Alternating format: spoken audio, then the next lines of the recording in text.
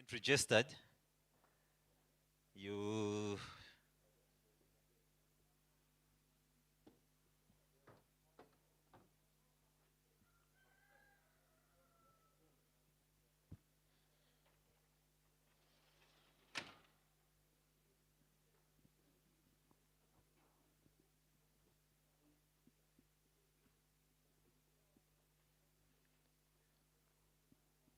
so welcome back from the break, the lunch break. Allow us constitute. I see we have people still talking, yet we need to be a little attentive and see to it that we progress.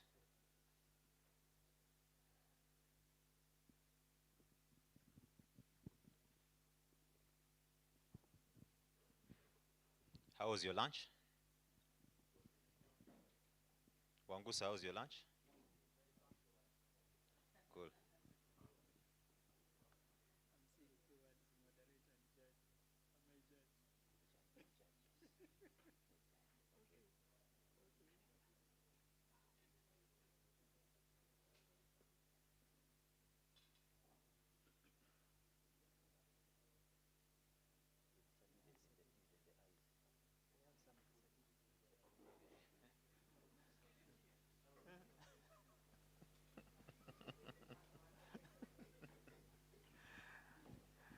Someone said the lunch was sumptuous. That's okay. At least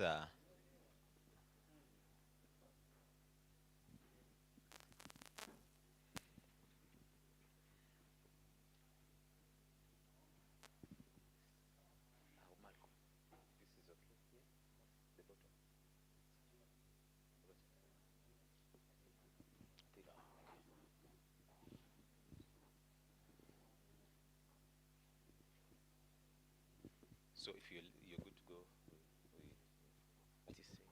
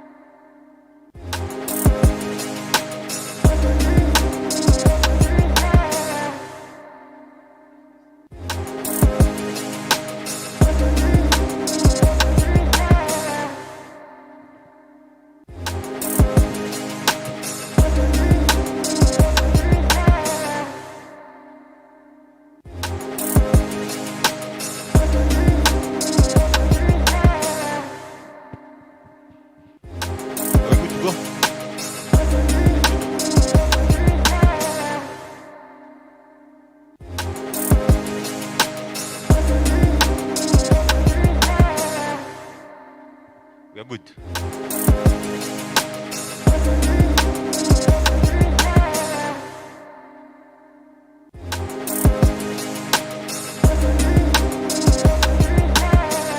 Good afternoon, ladies and gentlemen. Welcome back from break. But of course, importantly is that we are having our group B that will be taking on this afternoon session. This is the third quarterfinals of our entire university debate championships. And of course, we have universities from, of course, are you in here? Yeah, Islamic University in Uganda. We have Ndeje University. We have Uganda Pentecostal University. We have Chambogo University. I think all of us are in here, and because of we've eaten up a little of our time, we need to kickstart from there. Allow me to invite our moderators, Godwin Toko and Gender Fancy, to take us into this other session of the day. And for the teams that will win, I wish you the best. And of course, we are all into the journey of mentorship. Our judges are already constituted. The panel of judges, we have Major Retired Awich Pola is the Director of External Services with NRM. Welcome. Then we have Mrs. Nambatia Irene. She's a grade 1 magistrate at Makindi. Irene, you're welcome. And finally is Dr. Musinguzi Dennis. He's a lecturer with the Uganda Matters University in Kozi. Thank you very much. And from here, I'll need to allow our moderators to take on. Thank you. Thank you so much. Good afternoon. I thought we received some fire from the previous judges. Good afternoon. Okay, now you're talking. Thank you so much and welcome to the afternoon session. We are hoping to have a very, very, very, very lively session. I would like to invite our debaters to take the podium. I'm starting with Chambogo University, and representing Chambogo University is Miss Osutaro Gloria. Thank you, Gloria. Please take your seat.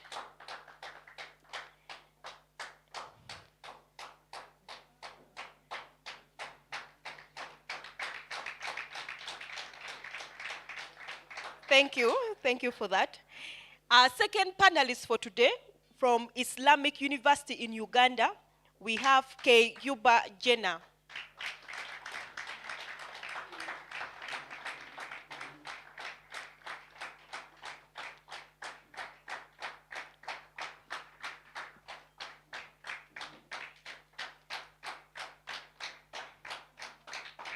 Thank you. Just like in the morning, we are going to have a gender-balanced panel. From Ndeje University, we have Mr. Rachkara Felix Kakanda.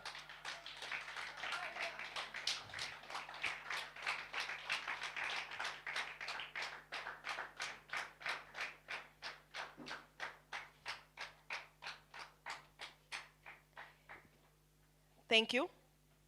Last but not least, representing Uganda Pentecostal University, we have Mr. Samba Luku.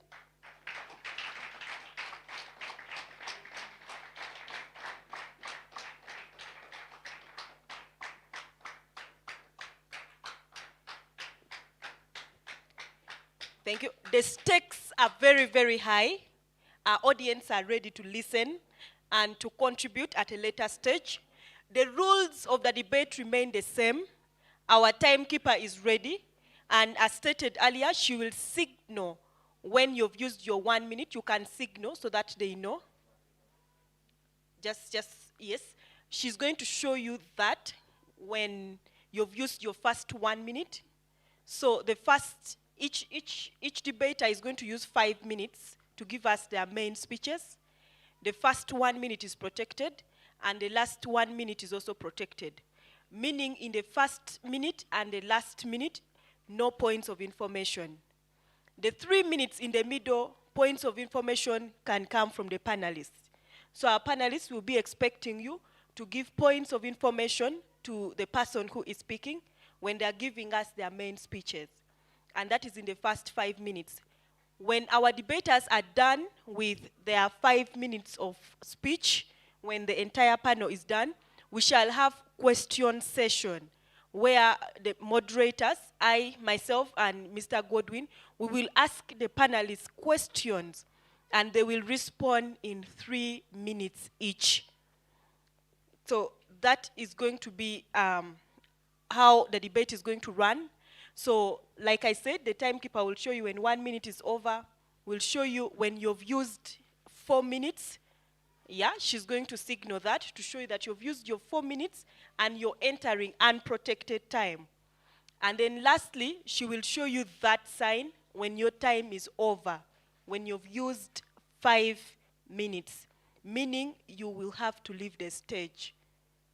We will not be giving extra time, so make sure that you pay attention when it comes to timekeeping. When that is over, our audience interaction will be for 30 minutes later. So our audience, our panelists ready for the main speeches. Our panel of judges, the debate is starting now.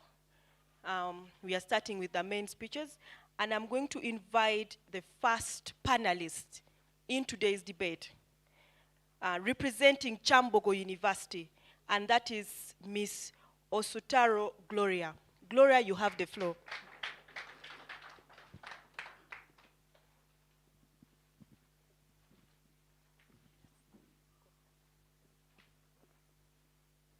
Allow me to take off my mask. Good afternoon to everyone in the house.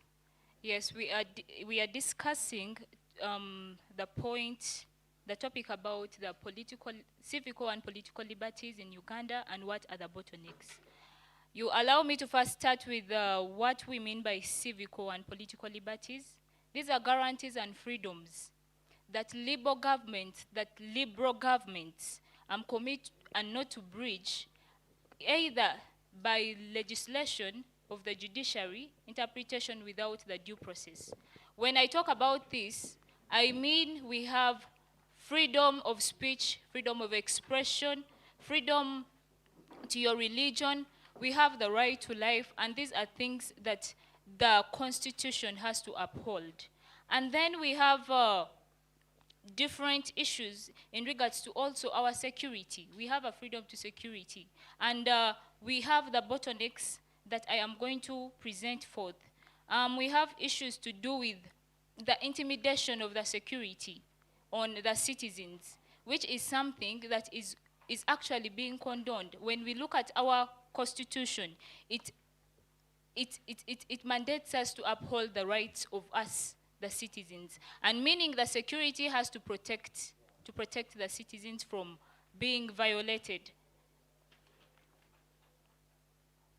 Then we have harassment and state violence on independence of the media sector.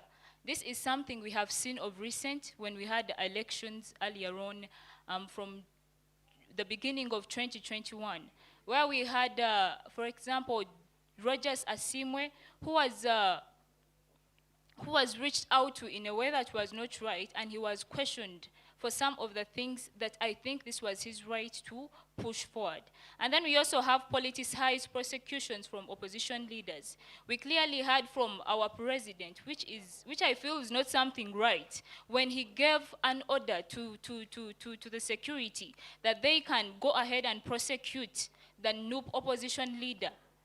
That is Honorable Chagulanyi Sentamu, which is something that is also against his right to express himself, his right to life, and his right to security. And then we also have arbitrary arrests and deprivation of life. And this is something that it is well articulated in the International Convention Act. That's Article 6, subsection 1. It tells us that our rights are inherent, so it is something that we really have to protect. So this is something that is so important to know, that our Constitution is meant, It's actually it's a burden upon the state to uphold and to protect us from being abused in a way that our rights are violated, they're underlooked, and it is something that we have to stand for, even as youths. And that's why earlier on, Madame Berete said that we as youths, if we are to keep behind, then who is going to stand in for us? Who is going to speak on our behalf? We count a lot in things concerning the political, the economic, the social, so meaning our contribution counts, and it is something great that we have to push forward in the agenda of seeing that our rights are upheld. And even when it comes to religion, it is something key that it is something we should not play around. These are all things that we have affiliations to. So we need to uphold them and ensure that even when it comes to matters of, for example, when it came to amending of the sexual act and things to do about the religion, it is key that these are people that should be actually taking part and should actually participate in seeing that they give a voice, in seeing that these things are upheld. Then when it also comes...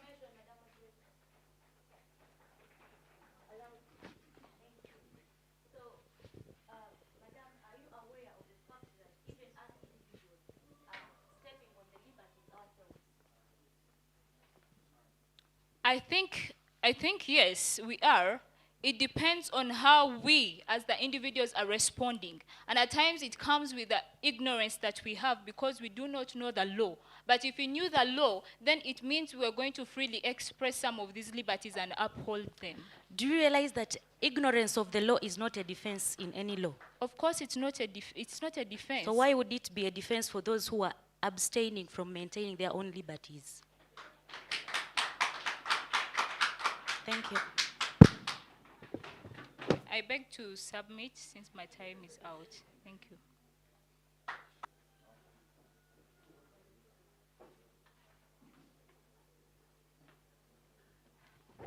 Okay, thank you very much. The first panelist was from Chambogo University. We are going to have the next, Mr. Cheyuba.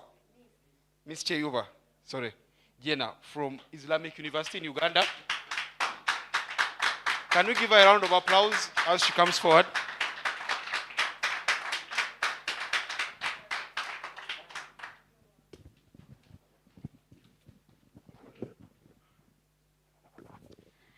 A state where human rights are not maintained, we can never realize democracy.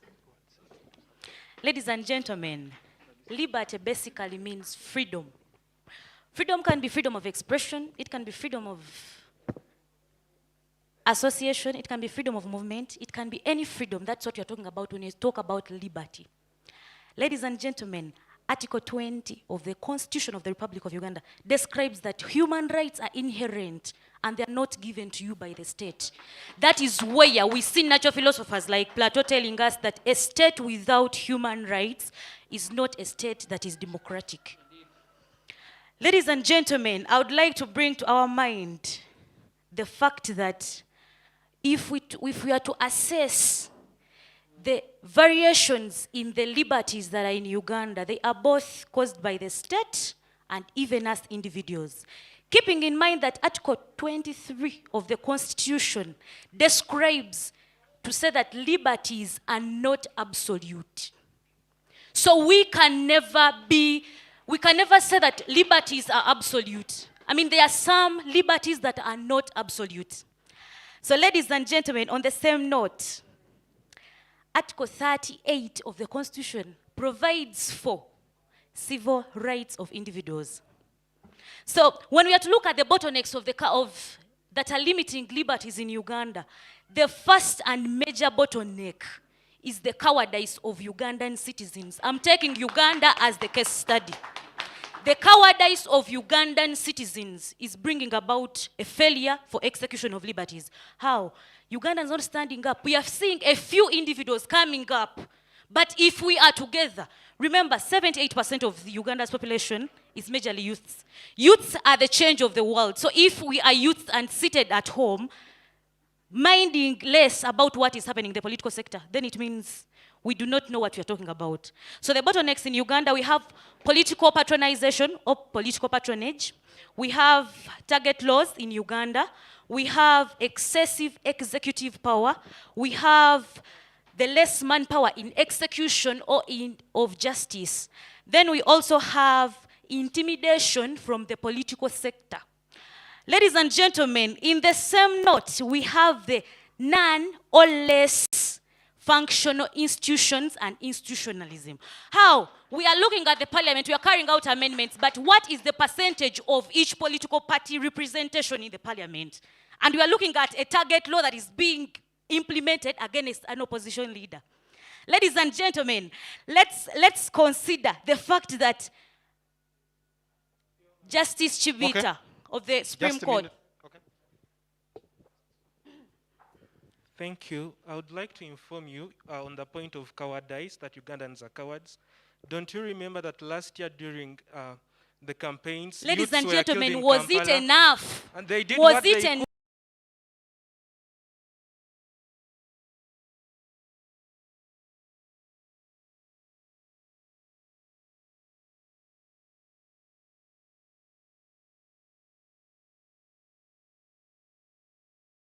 And institutionalism.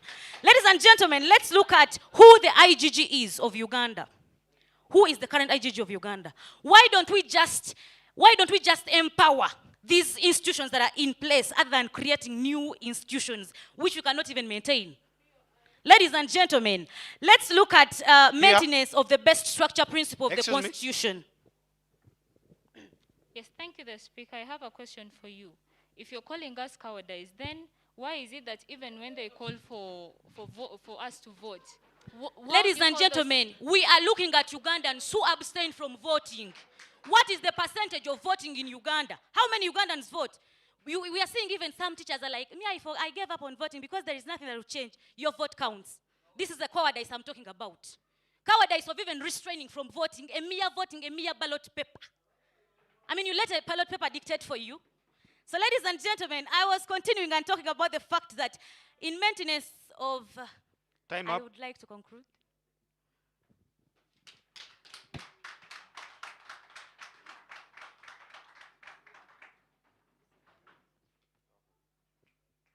All right, thank you very much. Let's have, from Ndeje University, we are going to have Mr. Rachkara Felix Kakanda.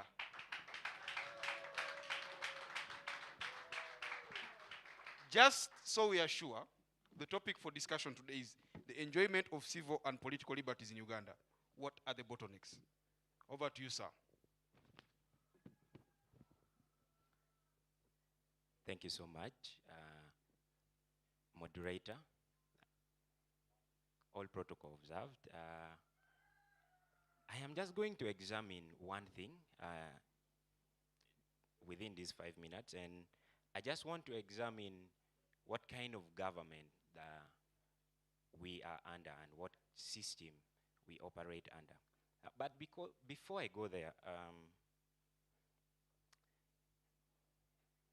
she raised a very important point here, that you see, ignorance of the law is actually not a defense. And in a way, I thought she was going to come here and defend this point as she was raising that information. The thing is, there must be someone who is accountable for the ignorance. Did the citizens choose to become ignorant? Or was someone... It's okay, it's okay. Not yet? Okay. Now, this brings me to my point that I'm talking about, the nature of the government. When you look at the government that we are under, they say that there is separation of power. Okay. I would like to inform the Speaker that ignorance of law is not at any rate attributed to the government. How? We have the Constitution being supplied in every place. Anyone has the freedom of entering the court at any time. Anyone has the right of access of information. We have smartphones, we have the Google. So I don't think ignorance of the law is attributed to anyone except ourselves. Okay.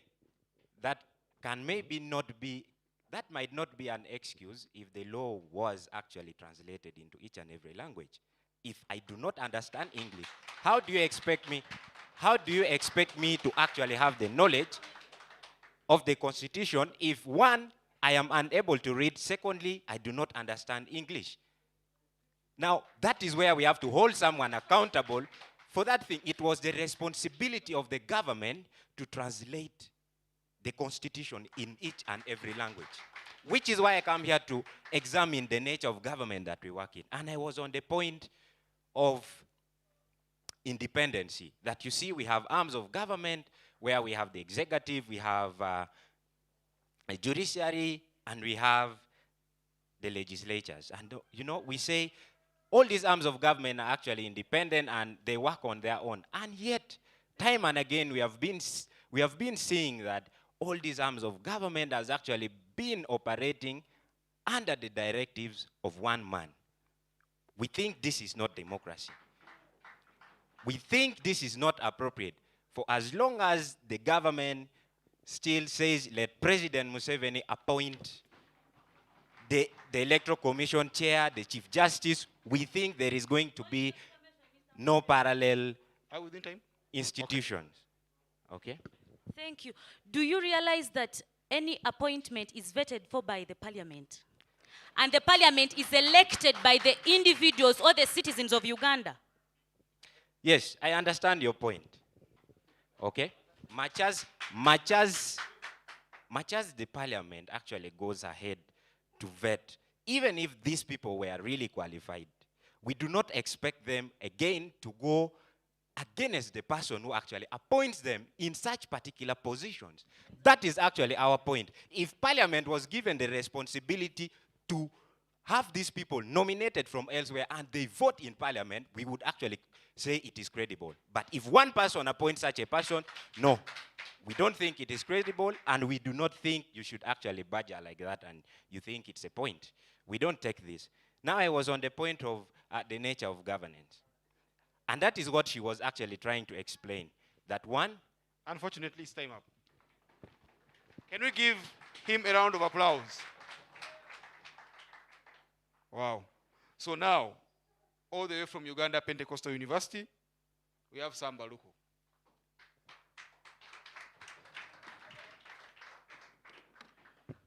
Allow me to remove my mask. Ladies and gentlemen, good afternoon. We are looking at civil and political liberties in Uganda. We are looking at political liberties as a state or condition of those who are vested with the right of effectuality to share and in framing or conducting the government under which they are politically organized. We also look at civil liberties, basically which entail freedom of expression, freedom of thought, freedom of speech, freedom of association, among others. Ladies and gentlemen, today we are talking about people power. People power emanates from the Constitution of the Republic of Uganda in Article 1, which says that all power belongs to the people of Uganda. It emanates from the framers of our Constitution in its preamble, which says that recognizing our forces against tyranny, against exploitation, against suppression, we, the people of Uganda, decide to put this in place. But what are the bottlenecks today? Ladies and gentlemen, we are going to weigh political rights on this scale. We are going to look at election and electoral processes. We are going to look at political pluralism and tolerance. And we are going to look at the functionality of the elected leaders and the ruling government. When we look at civil liberties, ladies and gentlemen, I want us to address our minds to the media freedoms in this country. We are going to look at the academic freedom. We are going to look at the civic engagement in this country in as far as politics is concerned. And then we are going to look at... Okay, first hold it there for a minute and take this information.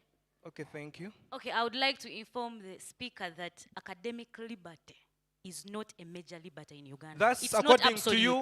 That's according to you. That's according to you. Ladies and gentlemen. It's not absolute. Ladies and gentlemen, the previous speaker were here and they were telling us about ignorance of the law being no defense. But your own information Article 4 of the Constitution of Uganda empowers the state to teach and translate the Constitution to different languages, which is not being done today, ladies and gentlemen. I've never seen any copy of the Constitution in any language. I've not seen this Constitution being taught to the people in this country.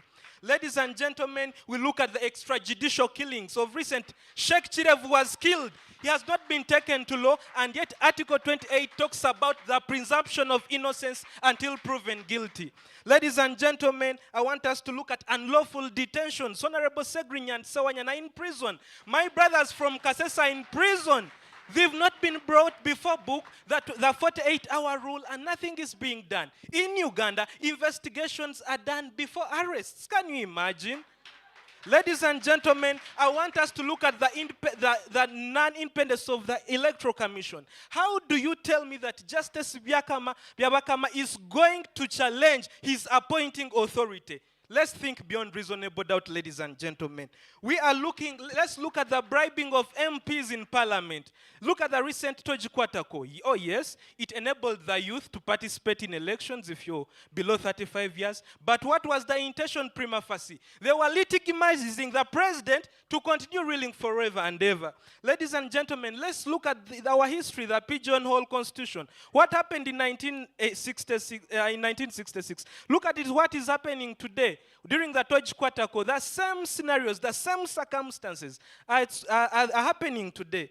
Ladies and gentlemen, I want us to look at the doctrine of separation of powers, where the executive at times influences judiciary in this sense. You find that the president will give an order and will do this and that at the expense of the judiciary, and they are not allowed to practice what they ought to do. Ladies and gentlemen, we are looking at the corruption which is handled in public political offices. Ladies and gentlemen, we also look at the media freedoms that are being violated. For example, journalists like Serwanja were arrested, Solomon Serwanja. We look at Daniel Lutaya. Thank you so much. Okay, it's time up.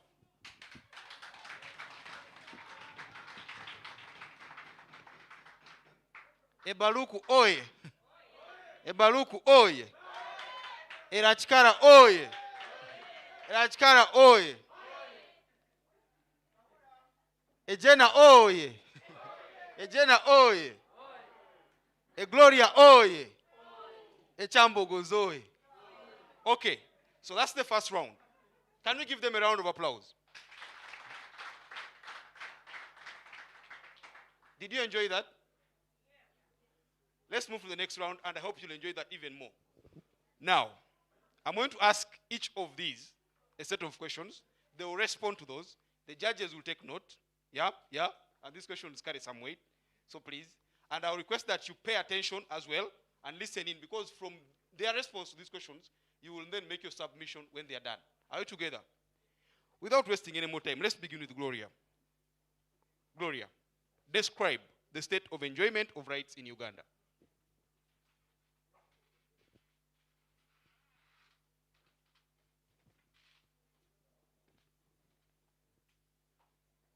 Did you get the question? You can pardon me. I can pardon you, though. Sure, I will do that. Describe the state of enjoyment of rights in Uganda. Thank you so much, moderator. Describing the state of enjoyment of our civic rights in Uganda, I would say this is at a lower percentage. I'll give it 40%, because you get to realize in Uganda, most of our rights are being stepped on, and we are not allowed to exercise them as citizens of Uganda. And just like we had earlier on, it had earlier on been stated in the Constitution, Article 4, that it is mandated that the state has to translate this Constitution into our local languages so that we can understand, and so that can't be an excuse for us not to understand what the Constitution is trying to tell us to do. So that is the reason as to why we get challenges, as to why some people are not participating in some of these things. And then we also get to realize that most of the times, even when we are trying to push on, we are being there is an inflation. We are being intimidated by the what? By the security. Even when we are trying to practice civil obedience, which roles tries to push forward, we are being stepped on and we're being dragged behind from trying to exercise this. And before that, we get to realize, even when we try to practice dialogue, to see that our leaders get to table and understand what we are trying to discuss about, sometimes they pay a deaf ear to us. And so meaning, most of the times when we're trying to practice this, we are being influenced on, and there is no we are going to push. There's a challenge. We face challenges when we're trying to push for these liberties. So These are 3 minutes. Is it time up? Okay, sorry. So those are some of the things that make me say that in Uganda, our liberties are not yet well practiced in the state. So it means we as the youths, we still have to play a bigger role, just like we have the biggest percentage in the country. So really have to push for this agenda and ensure that at least there is something big that is being done to influence other people that do not know the law. Because if we are the cream of the population, we students of the university, then it means there is a big role that we have to play in ensuring that even those people that are out there that do not know about the law get to understand it. And we should keep advocating the state to try to translate this constitution into the language we can best understand. And that will give no room for anyone not to know what the constitution is trying to tell us to do. So this is something that counts on each and everyone, leaving aside the government, leaving aside the NGOs. More so, we thank the Center of Constitutional Governance for what they are doing, but it's also our mandate as the individuals, as the citizens, as the students, to ensure that we try to carry on this as a burden, to ensure that everything we do is trying to ensure that our liberties are being pushed forward and they are portrayed to the world, and they also get to exercise it. I beg to submit here. Echambo Goe. So let's have Jenna. Same question. Describe the state of enjoyment of rights in Uganda. The state of enjoyment of the liberty in Uganda. First of all, as I have already said, if we are to summarize the status of the liberties in Uganda, we are led by the rule of the gun. Ladies and gentlemen, we need to have the rule of law other than the rule of gun. So I would say that the state of Uganda currently is the rule of the gun. That is the state. In a way that everything in Uganda, look at the intimidation. Who is intimidating who? And what are they holding? Are they holding cups or basins? Ladies and gentlemen, they are holding guns. Let's look at the parliament. How is the parliament carrying on amendments? We are having target laws. These target laws, how are we getting these amendments passing in the parliament from people we have elected? I mean, with our vote, all this is about the power of the gun. So, Mr. Moderator, summarizing all the liberties in Uganda, those who fear the gun are enjoying the liberties. Because right now, if we hear a gunshot, all of us will run. And what is the liberty there? We shall have the liberty of life. I mean, those who fear the gun are really enjoying the political liberties in Uganda because we are fearing to stand. Simply because we fear the gun and we are feeling comfortable seated and we are enjoying, that is the liberty I'm talking about. My liberty is where I'm seated because I'm not seeing the gun, because I fear it. But those who are standing up are not seeing the liberty. So the moment the power of the gun is erased, that's when we shall realize the absolute liberty that needs to be seen in any country or any democratic country. Thank you. Now, because this conversation is being relayed live, it's advisable that we restrict the movements. As much as possible, don't move in front of the cameras. And I'm going to kindly request that if you have any cheat to bring to these people, maybe you pass behind, and then you bring it this side. Yeah? Let's proceed. Next. Ndeje University. Mr. Rachkara, Felix.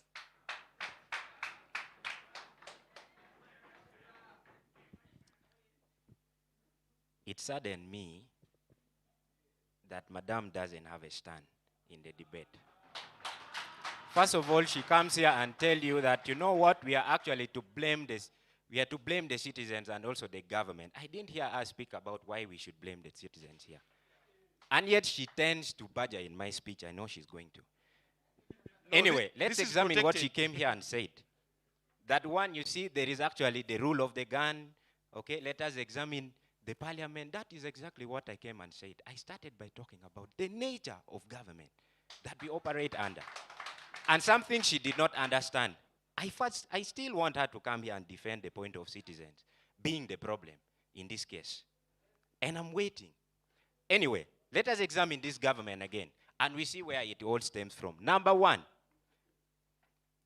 in the year 1945, after the World War, the United Nations was formed. This followed the period of suffering that actually countries underwent. From the United Nations, 51 countries and their head of states came together to form what we call the Universal Declaration of the Human Rights. This is where every right actually stemmed from. This is where the foundation of our community stemmed from. It is the same thing that I am talking about. It is from these rights that now we talk about the civil liberties. Now, the enjoyment of our rights. In Uganda, I think you are able to enjoy your right at the dismay of the incumbent government. Exactly the point I started by raising. Number one, if we still have voters, credible voters, who are not registered by the Electoral Commission, and they are not provided any solutions for, we think that it is a very fundamental right to actually go and cast a vote to give away your right of choice in autonomy. Through a social contract theory, we think that that is actually left out. I remember in the year 2016, a very senior citizen of the country in the names of Norbert Mao was stopped from contesting just because he didn't have an identity card, but who did not know that he was a citizen. You can only enjoy that right if you are in the government. Secondly, all these guys have been coming here and they're telling you that, you see, there is actually the rule of the gun, something I'm going to call excessive force. We have seen this happening during elections, and it is very targeted, more especially on the opposition leaders. We saw what happened, how many arrests did Dr. Kiza Besigye underwent during his time. We again saw this with Robert Chagulanyi Sentamu because they were a threat to the government. And they posed a true threat. These were the people who could, in a fair and free elections, have made. They could have made it as president of the country. We think that these are the very fundamental rights that they actually deserved. We saw beatings of citizens. Imagine an old woman who is being beaten because she was selling mangoes on the streets of Kampala. Looking for life. There is a kid at home who needs feeding. And you come here with your local defense unit. And this is the nature of the government that we are trying to talk about. Something that I doubt if Madame actually understood the point, or if she only badgered in my speech because she wanted to.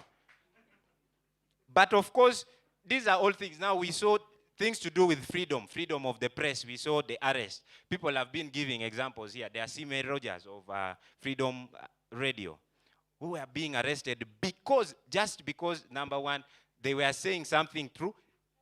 As I conclude, they were saying something true, but the government disagreed with them. Thank you so much. Ebaluku Sam Oye. I beg your pardon, the question once again. Council shall not be ambushed. But Council had the question earlier. And I don't address my mind to it, please. Come again. All right. So, Council Baluku Sam, Thank you. here's the question. Describe the state of enjoyment of rights in Uganda. Ladies and gentlemen, I want us to be realistic. Yes, we are looking at the bottlenecks, but as we look at the state of civil and political liberties in Uganda, I'll say, to a greater extent, even opposition politicians have been given chance to petition. I saw Joel Senyonyi winning his election petition. I've seen some NRM people losing. Sincerely, yeah, there's some progress. We've seen appeals. People have been granted chance to appeal. One of my very good friends, the Honorable Robert Chagulanyi, was given chance and was nominated as president. We look at civil society role in the countries a transformation. Like we are here at CCG, civil society is doing well, but then to a lesser, he was restricted. We look at delayed justice, for example, Honorable Segrinya and Honorable Sewanyana are still in prison. We look at the nomination fees and the political journey, which only looks at favors the rich. For example, nomination fees for running for an MP is 3 million. We all qualify to be members of parliament, but we have the money. So that is another extent. Then we also look at voter bribery, where it is money that influences politics. So that is the state of the current of Uganda's civil and political liberties. Thank you so much. Thank you for keeping time, Baluku. Can we give Baluku a round of applause? And to the other panelists as well. That's the first round of the questions, and I guess they've done well. So we move to the second round. And because I didn't say this at the start, I'll now say it before we start the next round of questions. These are only 3 minutes for each of the panelists. 3. There's no interruption whatsoever. They just respond to the question, and then we move to the next. All right. So, Gloria, you always begin. You take the lead. Women first. So, Gloria, again, we are back with you. How are these rights safeguarded in Uganda? That's your question. And your time starts now.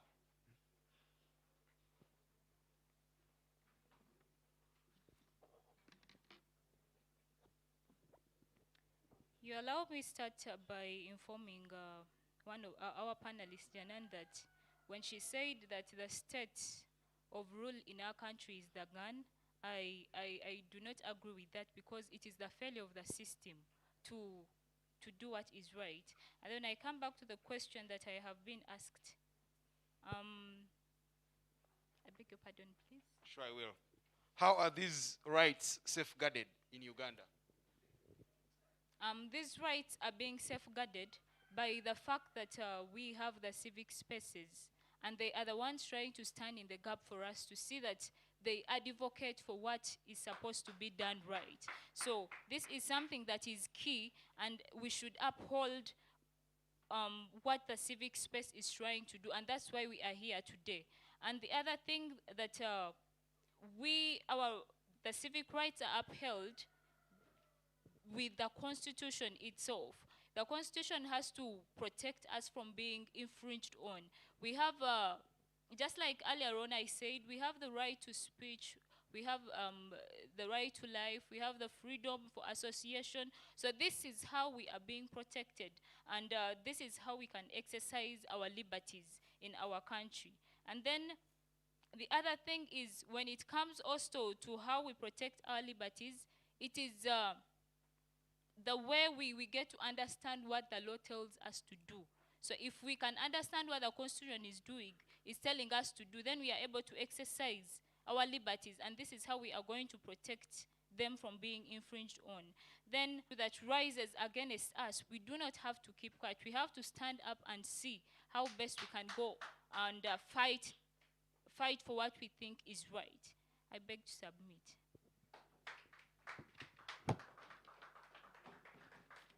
A glory oi. A chambo goy. From one lady to another lady. Let's move next to Jenna from the mighty Islamic University in Uganda. How of all, the Constitution of the Republic of Uganda, Chapter 4, talks about the rights of individuals. We have the UNHCR in Uganda. We have Amnesty International operating in Uganda. We have CCJ operating in Uganda. All that is protection of rights. However, as I have earlier stated, that Article 23 talks about the absolutism of rights, where some rights are not absolute. We look at the fact that these rights are merely expressly written in the Constitution, but they are not being practically put in place. For example, we have a right of freedom from detention. But what are we seeing? Mohamed Segrinya is being detained. There is not brought to court. All that, habeas corpus. I mean, all those are raising because the rights are not being safeguarded. Ladies and gentlemen, looking at the express writing of the rights, We look at rights which are written that we have a right to bail, but then we are looking at the rise of target laws. For example, with the recent, the pursuit for the bail on the capital offenses, it is all targeted to specific individuals. Let us look at the target laws like POMA, though it was repealed, but I mean it operated at one time. This is how rights are expressly written in the Constitution, but they are not being practiced. We are not given those rights expressly in Uganda. Let us look at the independence of the arms of government. When we look at separation of powers, Montesquieu in his book, all of us know it. He talks about absolute separation of powers. However, we have another professor coming up and giving us the rule of law, whereby we cannot have separate or absolute independence of any arm of the government because these arms work concurrently. So in the pursuit for the rule of law in Uganda, we are seeing that the executive is overpowering the what? The other two arms of government. This is all bringing up a failure of practice of the rule of law or the liberty. However, we should keep in mind that the liberties in Uganda are protected by the Constitution, and those who know the law are those that are getting a good view of it. Time out. Thank you, Jenna. Rachkara Felix.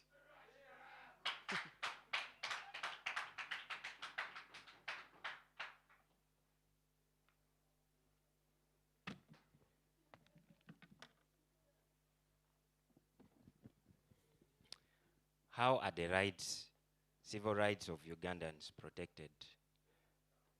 The country has managed to come up with a constitution in the year 1995, but also put in place what we call the criminal justice system, which is supposed to assess who violates the rights, what punishment we give them, and to what extent should they be punished. However, we realize that the criminal justice system has actually not been perfect, like my colleagues have actually been saying. Number one, my brother here talked about unlawful detention.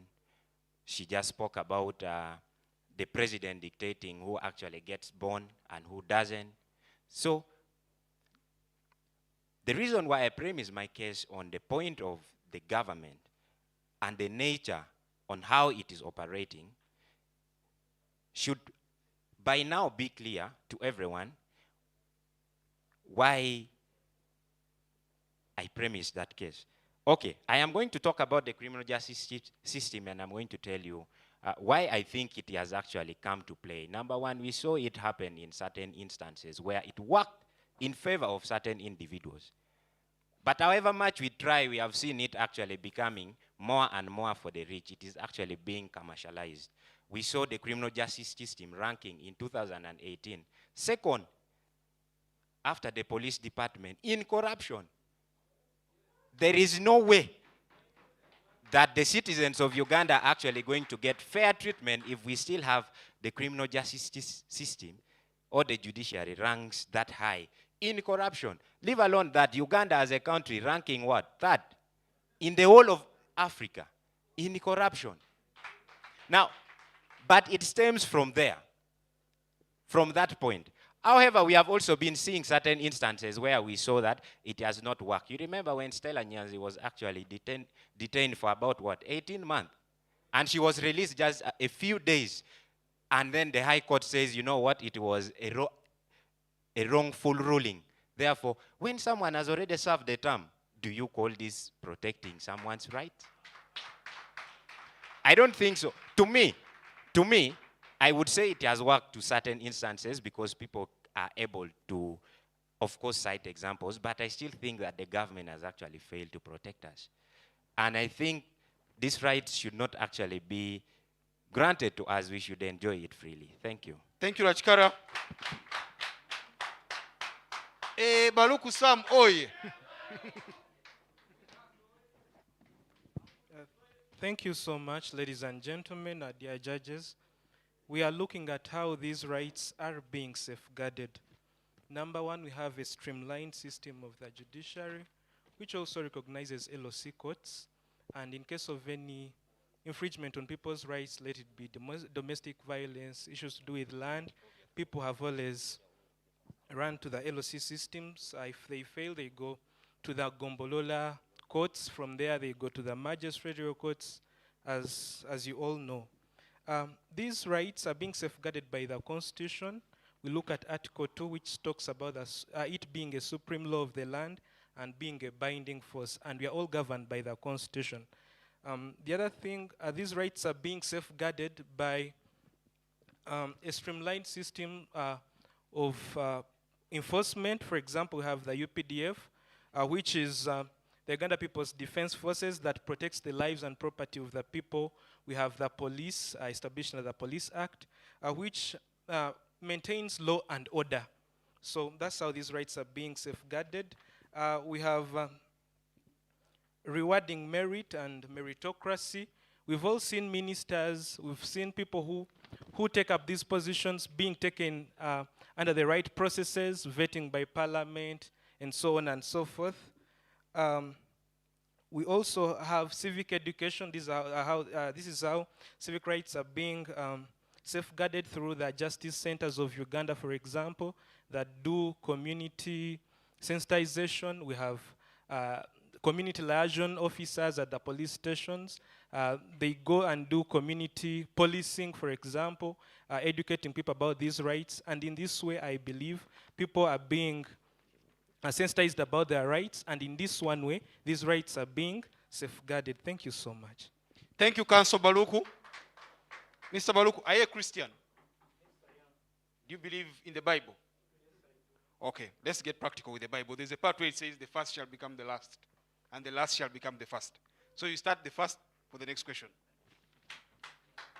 Baluku, this is your question. You're now the first. What challenges do citizens face in the enjoyment of these rights?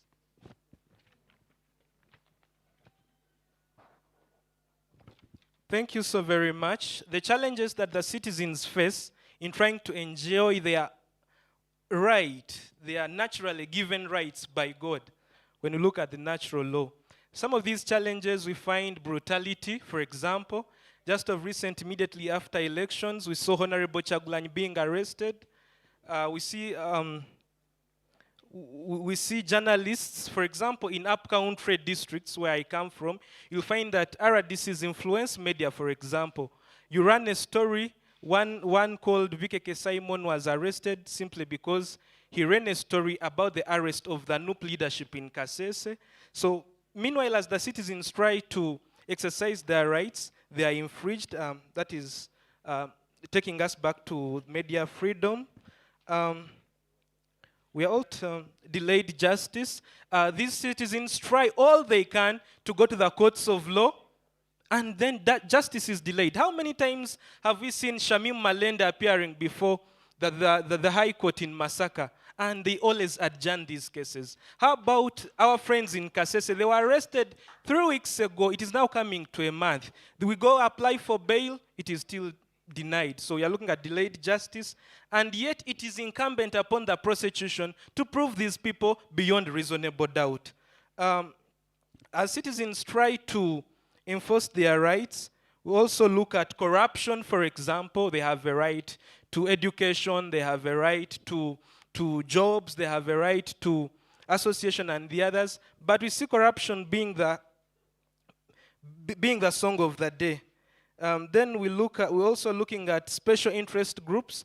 Much as the young people are trying all they can to engage in elections as per the African Charter on Democracy, Elections and Governance that calls for youth inclusion in politics, but we see these SIGs, the special interest, being influenced by LOC1 and most especially by the NRM.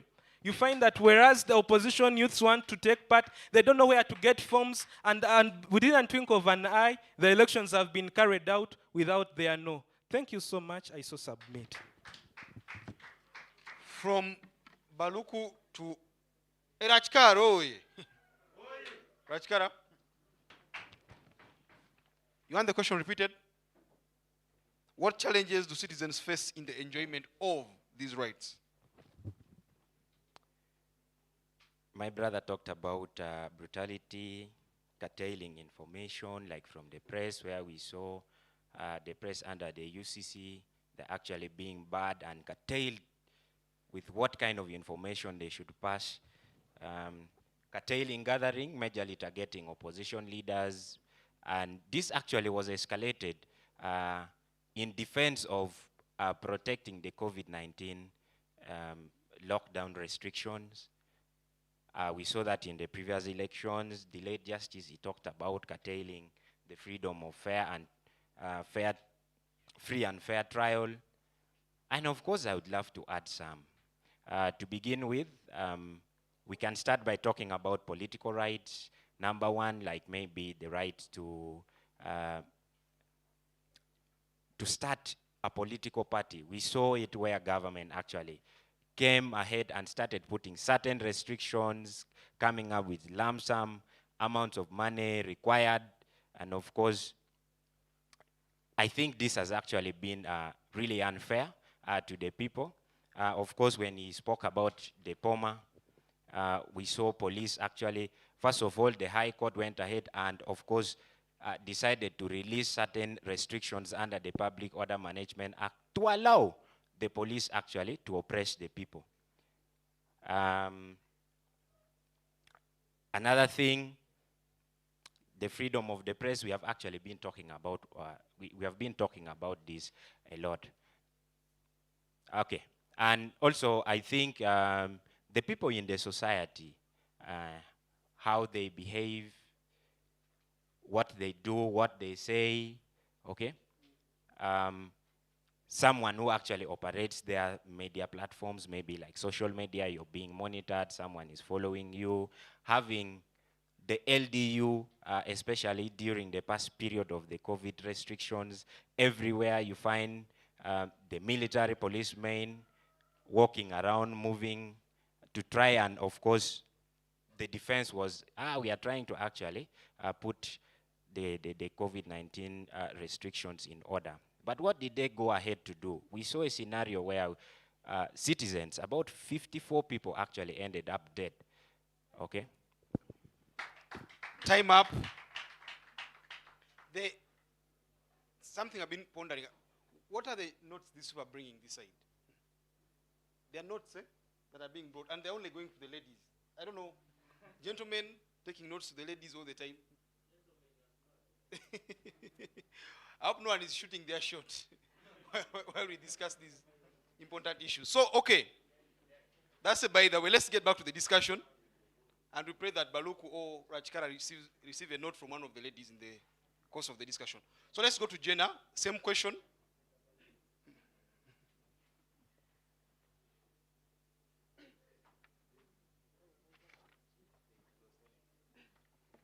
Pardon, Mr. Moderator. Pardon the question, please. Oh, sure. What challenges do citizens face in the enjoyment of these rights? Okay, challenges that citizens face, we have political patronage, whereby we use the state funds to facilitate those specific individuals who support a specific political party. We have another challenge of target laws. Target laws are not only affecting those people who are targeted, but those ones who come after those targeted persons. For example, the POMA. For example, the bail, because it's going to pass anytime. It's going to pass. It's not only going to affect these people, but it will also affect the people who will come after them. The other thing is excessive executive power. Excessive executive power, whereby the executive has more power than the rest of the arms of government, which has to be balanced in real sense. So the fact that we have excessive executive power, I mean, it is a challenge to political liberty and civil liberty. Then we also have less of the liberty. Or for example, in the courts of law, we are seeing someone filing a case in 2013. Let us look at Susan Chigula. She's filed a case in 2002, and it was heard in 2009. This is because of lack of manpower, or limited manpower in the sector. Let's look at intimidation. Intimidation by the people in government. We are intimidated by the power of the gun. For example, let us take, for example, a gunshot is heard just outside there. We are speaking about liberty in Uganda here, and let's see a gun there. And it's a common thing. It has become a norm in Uganda, whereby people are intimidated by the gun. Let's look at the delayed justice in Uganda. As I have talked about, it is in relation with the less manpower in Uganda. And delayed justice is not justice at all. Let's look at the unfair elections. Elections are a form of liberty. Elections, freedom to elect a leader is a liberty. However, in Uganda, we have unfair election system, whereby maybe since the Ugandan system, for example, the NIRA which is issuing the IDs, is not competent enough to issue the IDs at once, why don't we get an alternative for someone to vote even without a national ID, but with something that shows that you're Ugandan, without payment? Let's look at corruption. Corruption is a great thing. It's a great cause of failure, or it's a great challenge to the liberty. Then we look at the COVID-19 itself. COVID-19 is a challenge to liberty in Uganda. We can look at Article 23.3d. It talks about the fact that liberty, you cannot express or you cannot gain that liberty where there is spread of a contagious disease. So COVID-19 currently is a challenge to the liberties in Uganda. And lastly, we should look at the Ugandans' failure to realize freedoms ourselves. For example, the current status of Chambogo University, we all know it, where they are refusing students to veil when they are going for examinations. It is failure Time out. for Ugandans to realize the liberties. Thank you.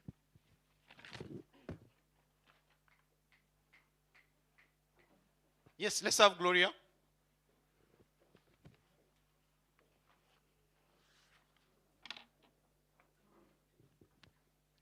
Thank you so much, the moderator. I'll go straight to the challenges that we as citizens are facing in trying to exercise our liberties. Most of these have been said, and we've heard of violation of the constitution, we've had the security apparatuses infringing on the space, and we've heard of delayed justice.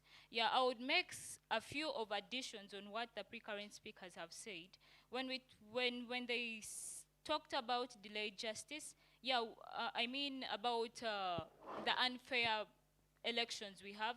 At times, the reason as to why we face challenges is we already know that these elections are predetermined. We'll give an instance of the elections that were earlier on this year. We well knew that just like the current government came into power, and we realize as citizens we do not want to be infringed on when it comes to the right of life. There's no one that would love that to happen again. The issue of going back to war, and that's the reason as to why we have these predetermined elections. We already know who is going to win, and that's the reason as to why at times we as the citizens, we fail to practice our liberties. Then we also have tampering with justice, with evidence, which is a big challenge to us, the citizens, trying to practice our liberties. We get to realize when someone is taken to court, at times when the suspect is being kept, some of these files are misplaced. And at times when bail is granted to the people that have been kept in the court, they get to tamper with these evidences, which is something that is a challenge to us. And then we also have the bias of the ruling party on the opposition. For example, we have the issue that has been going on currently in the court, where we have Segirinya and Sewanyana. They have been denied bail just because they are coming from the new party, which is also a challenge. It means it's infringing on our practice. I mean, us siding with which party that would like to affiliate with. Then we also have the attack on the NGOs. We earlier on know that the DGF and the chapter 4, these are the civic spaces we have today that enable us to practice some of the liberties we have. But if they are attacked, if they are alleging that they are trying to fund the opposition, and yet that is not it, then it is not something right. I beg to stop. Okay, the audience, are you still there?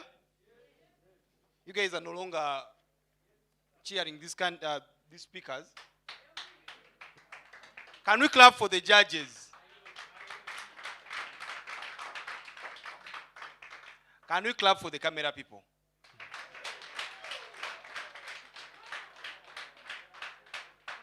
And the guys that served us lunch? Okay. We have another round of questions to go, two to be exact. So let's go back to Baluku Sam, Big Sam, Council Sam. Council Sam. Hey, Sam, how can we promote Uganda as a free society for all?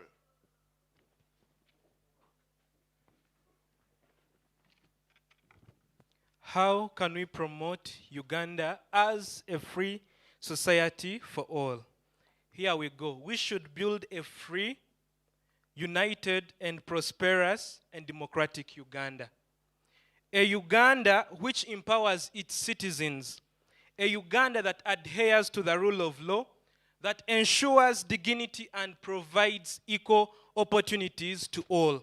Number one, by practicing meritocracy, where you should not look at nepotism. It's not how Mukonzo I am or how Munyankole I am, how Gambanogu I am, but we should look at merit. Then we should look at cronyism, which it defines me as Sam, as an individual. For example, they should not ask me who is my dad, who my dad is, for example. Either whether I come from a first family or whether I come from a royal family. We should look at fighting nepotism, saying no to cronyism, and then look at establishing a Uganda of inclusiveness, a Uganda that stands on values of integrity, fidelity, reliability, consistency. We look at the framers of our constitution. We look at the president who came with a 10-point agenda. What is the status quo? There's no consistency in leadership. So we look at a progressive and social-democratic economic country that is guided by the principles of servant leadership. It is so unfortunate that I had a president say he's not a servant of the people. Can you imagine? We are looking at a leadership of equality, transparency. Is there any accountability? Look at what is happening with the Entebbe International Airport. Our country is moving back to the dogs. We are looking at a country that treasures accountability. Before Parliament, for example, how these people acquired the railway, what? You remember that saga. We look at freedom and liberty, and a country that upholds social justice. In this way, we will be upholding these civil and political liberties. More so, we also look at a country that says no to corruption, a country that strengthens its state institutions, a country that provides security for all its citizens and not a few people, a country that gives equal access to quality public services, especially the vulnerable, we see the disabled. We look at a country that gives proper health care and education, not donating schools to other countries, and yet our education is moving back to the dogs. And not upholding other countries' agendas, and yet our own country is not secure. People are being murdered. How about the extrajudicial killings? People die. Thank you so very much.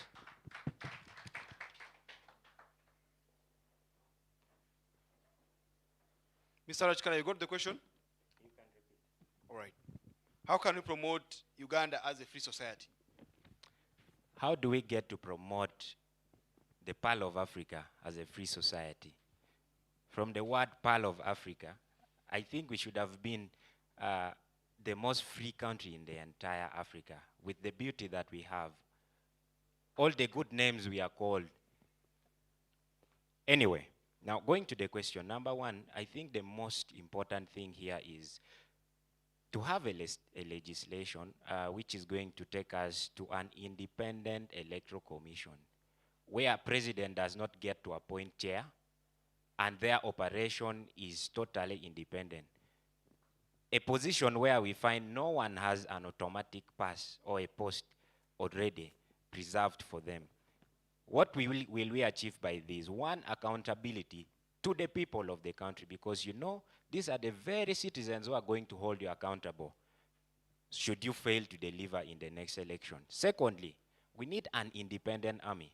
The UPDF is never independent. It is just an assumption, and we think much as someone during this, with their story of 27 guns and what have you, brought up and build this country and still stand there as the commander-in-chief. We think that we need the people's force who is going to stand for the people, not for one man. Not a force that is going to actually promote the interest of one man, not a force which is going to get directives from one man, but we need someone who is going to be there to protect the people of the country. Where possible, we should even have a ceremonial presidency, because that has become a very big problem to us. Anyway, we also need the powers of the judiciary to be clearly defined. For as long as the judiciary still goes ahead to rule in favor of one incumbent, secondly, looks at the rich, and thirdly,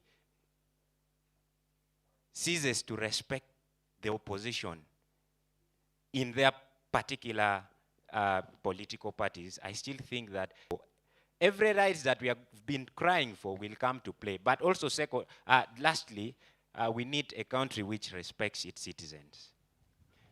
And this can only be achieved when this legislation, the first three I've said, is actually put in place. Number one, when the citizens can ask for accountability, because every person knows that this thing is going to come. Thank you. Thank you, Mr. Achikara. Let's move to the ladies. Eledi Zoe. Jenna. Eje Noe. Eje Noe. Pardon the question, please. Oh, I should. How can we promote Uganda as a free society for all? How can we promote Uganda as a free society for all? First of all, the biggest thing that we can do as Ugandan, it is the biggest thing that we can ever do for us to get a freedoms in Uganda. The moment you know your rights, you have the platform for you to change whatever you want to change. We are seated here because we know that we have a right to education. That's why you can even speak about the government, because you are you do it during the education process, because you know that right. So the moment we know our rights and embrace them, that will be the first step to changing or making Uganda a free society. That we should have the independence of the judiciary. When we have the independence of the judiciary, free from the interference of the executive, look at who is the current Chief Justice of Uganda. He was at one time member of parliament on the NRM card. He later became the Attorney General, and now he's the Chief Justice. Ladies and gentlemen, he is the person who is presiding over presidential election petitions. Ladies and gentlemen, look at Judge Chibita. What qualifications does he have to Supreme Court of Uganda? Sorry, in the Court of Appeal of Uganda. Supreme Court of Uganda, sorry. So his qualifications state that he has to be in the High Court, at least, but not the Supreme Court. So the moment we have independence of the judiciary, but it all starts with knowing your rights. The other thing we should have is that we should maintain the best structure of the Constitution.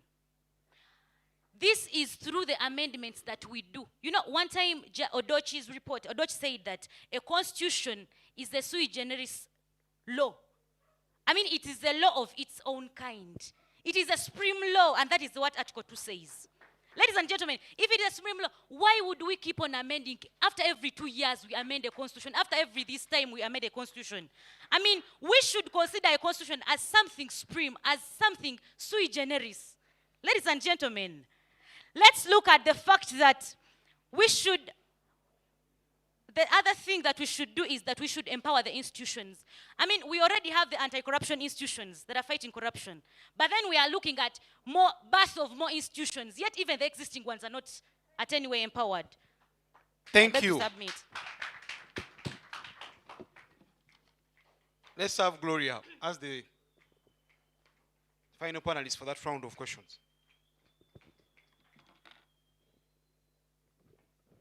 Yes, how can we promote Uganda as a free society?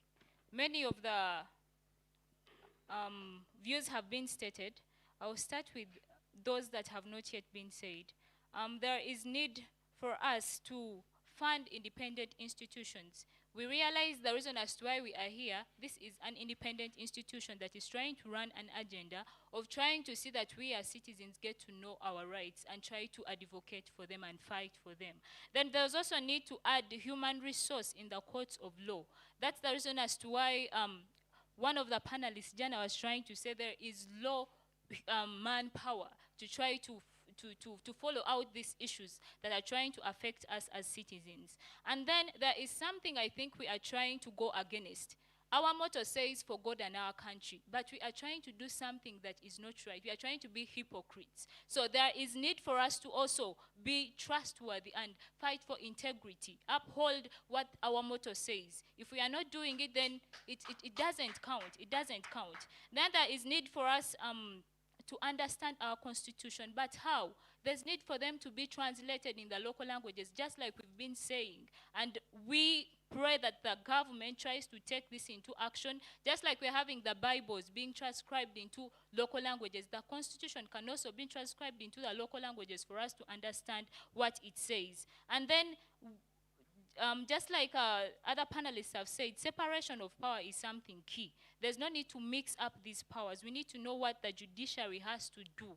And this is the reason as why we have been having issues to do with the rigging of votes and the predetermination of what the outcome of the elections are going to be. It's just because this is not being upheld within our country. Then there is need to also train the security. We get to realize at times the reason as to why we have these issues of intimidation. I think it is because some of the security personnel we have do not have the enough knowledge of how to deal, how to relate with people, so that they can also be in the position to understand how we feel when we are being infringed on as citizens of Uganda. And then I feel before we even go further to demonstrate, there is need to sit down with the leaders and dialogue, get to remind them of what they had pledged to do for us as citizens, so that they can get back and self-evaluate themselves and look forward to see that we promote our country as a free society today. And some of the things that, thank you. Time up. Thank you very much, the timekeeper. Can we clap for them? Now, it's going to get interesting because I'm going to ask each of these panelists to ask a question to another panelist who hasn't been asked a question, and then that other panelist will answer, right? So I hope each of you have a question to ask. But again, don't ask for their WhatsApp number. Ask things related to what we have been discussing. Are we together? All right. So where do we start this time? Let's start with Gloria. Where do you want us to start? Where should we start? Who wants to go first? You're burning, eh? Rachikara, ask your question.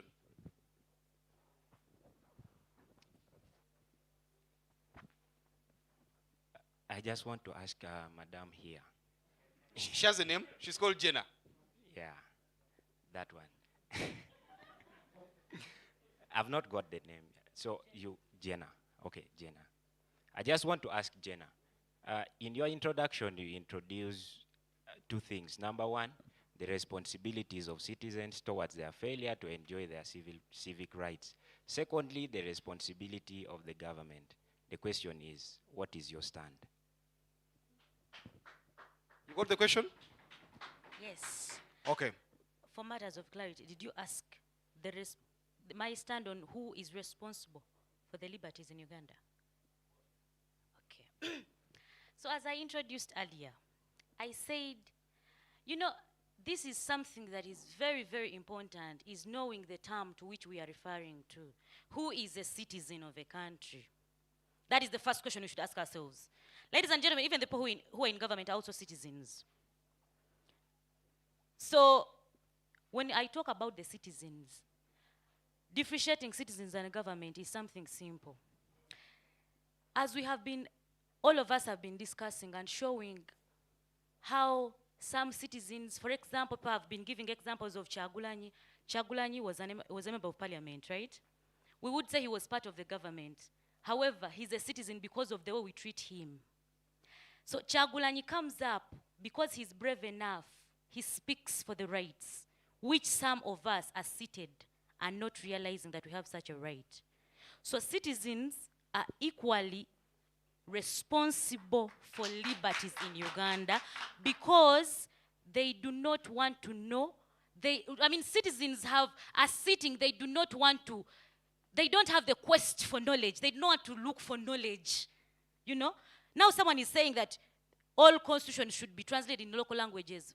Well, but ladies and gentlemen, I want to remind us that when the president was making speeches during the COVID lockdown, I didn't see anyone on the road, but he used English. You understand? Citizens are just lagging behind. They just do not want to learn. So with the moment citizens, so that is the relationship between citizens and the government, I would say. Okay. Yeah. Who else has a question? Gloria, do you have a question? For anyone there? You want to play it safe. Someone will ask you a very tough question. Sam, do you have a question? The rules apply. You ask someone who hasn't been asked. The person responds in 2 minutes. Okay, mine goes to Gloria. I told you, Gloria. How have the state institutions suffocated the civil and political liberties of Ugandans? You got the question? Should I come again? You got it? How have the state institutions suffocated the civil and political liberties of Ugandans? All right. Yes, thank you. One major thing that I know that the state has done to suffocate the civic spaces that we have today is it has tried to ban and actually make them stop doing what they're trying to do. Like, it has stopped their work, and that's why we see the issue of the DGF that was trying to be, like, it was being infringed on. They're trying to say that they're alleged for funding the opposition, and yet this is not their agenda. Their agenda is to see that we as citizens understand what our rights are and try to see that we fight for our liberties within the country. So I feel the state is trying to ban and infringe on what these civic spaces are trying to do for us as the country citizens. Thank you. You have a question? Yes. Okay. For council. So, council, we are very well aware that the Constitution provides for peaceful demonstrations, right?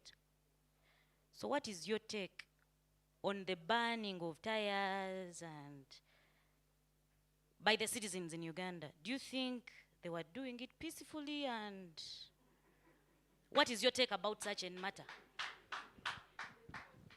Okay, thank you so much, most obliged. I'm a climate change activist. Yes, the Constitution provides for peaceful demonstrations, right?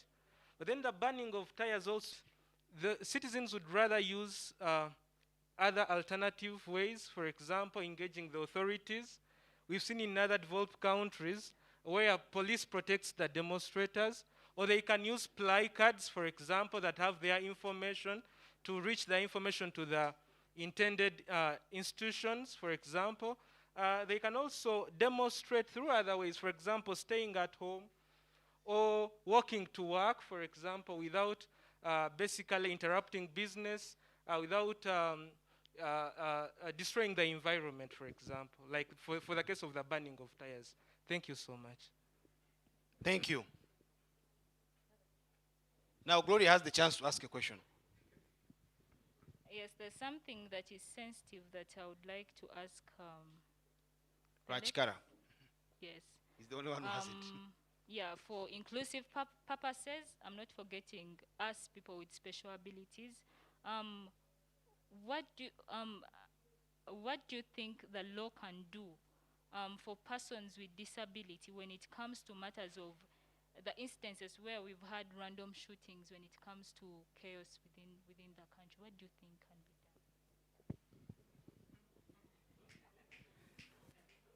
done? Rajkara.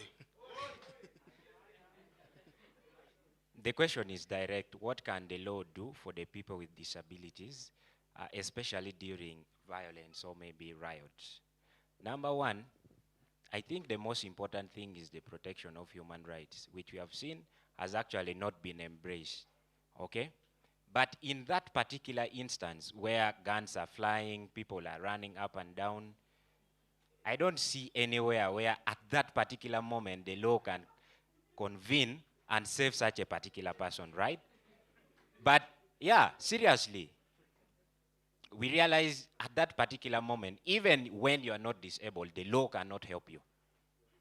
We only have citizens or maybe your neighbor or someone next to you to be the person to help you at that particular instance. But of course, the most important thing is for accountability, right? That when such a particular moment happened or when violence is instigated, that we hold someone accountable, right? And majorly we have seen government go to use extreme measures, particularly in trying to protect the public, the Public Order Management Act, and in trying to actually promote order in the streets, and they go ahead to do that. We think the only thing we can do there is to hold government accountable for such particular act, and we see what compensations can actually be got from that, and maybe how then can we compensate such a particular person. Thank you. Can we all clap for the ladies and gentlemen this side? Can we also clap for our judges? And now, it's done this side. We are going to get a few questions and comments from the audience, and then we shall get the dice back with the judges, who will then make their comments and also announce the ruling of who has carried the day. I think they've all been impressive, have they? Haven't they? Thank you.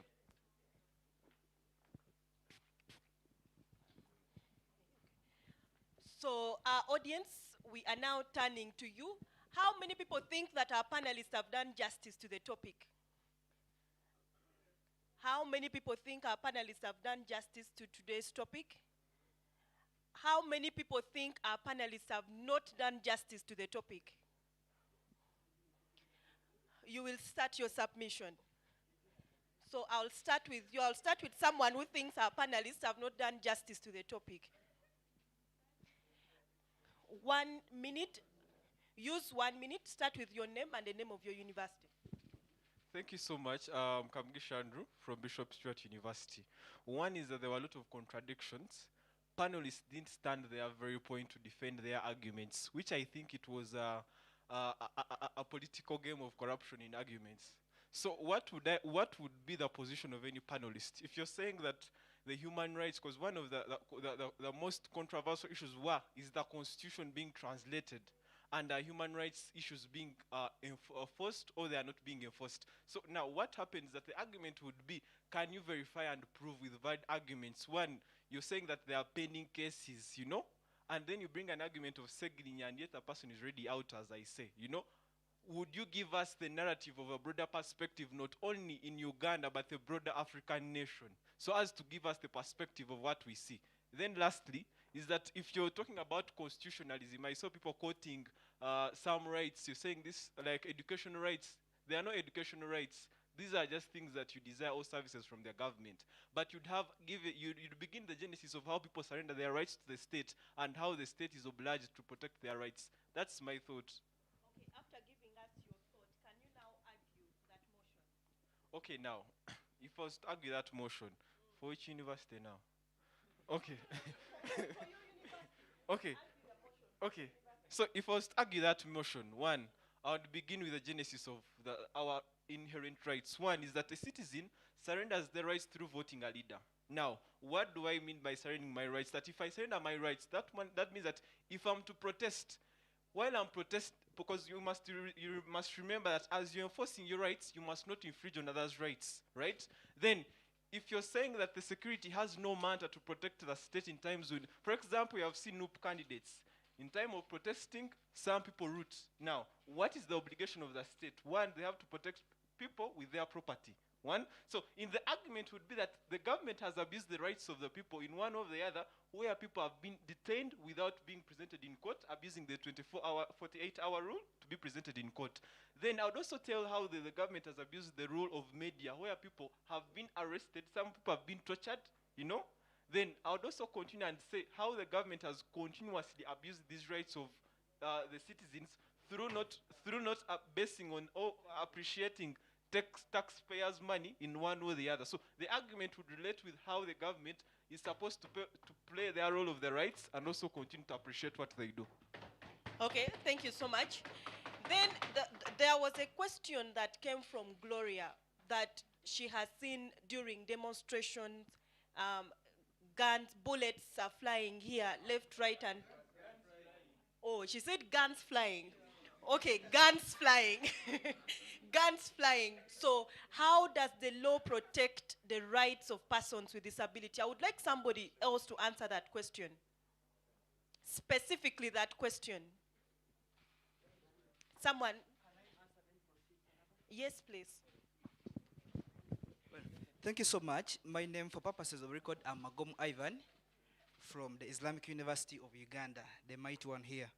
Well, first and foremost, Gloria, this is how the rights of the people with disabilities can be protected.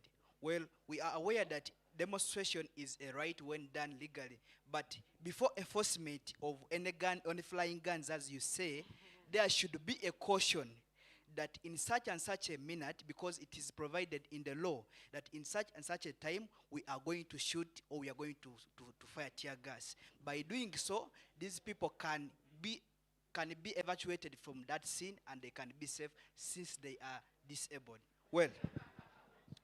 Well, first and foremost, I want to say without any fear of contradiction that I 100% associate myself with the case of Jenna Chiuba from whatever she said. I want to first of all say, from the point of patronage, which affected one of our colleagues at the panel, I don't want it to go untouched. Patronage is a very big issue, which is a bottleneck affecting the enjoyment of civic rights. In his submission, he said that Honorable Chagulanyi was given a right and he did not even use it. Come on, this is what I'm saying, patronage. They have made us to believe that some of these rights are not just even ours. Someone has been given a chance but incarcerated immediately after an election, and yet they have to go countrywide and look for affidavits and evidence so that they go and file their petition. Having said that, I want to divide this debate clearly. I want to set it clear. In your submission, Council Rachikara, yes. Everyone is cancelled. Everyone is cancelled here. Oh, okay. All right.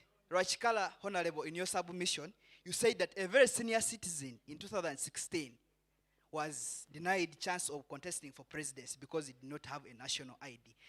There is no any other justification to the point she said that citizens are partially responsible to the fact that they don't enjoy their rights. If a senior citizen in the stature of Norbert Mao cannot get an ID to participate in an election, he is just a representation of thousands of Ugandans out there who are ignorant, who have contributed to not enjoying their own rights.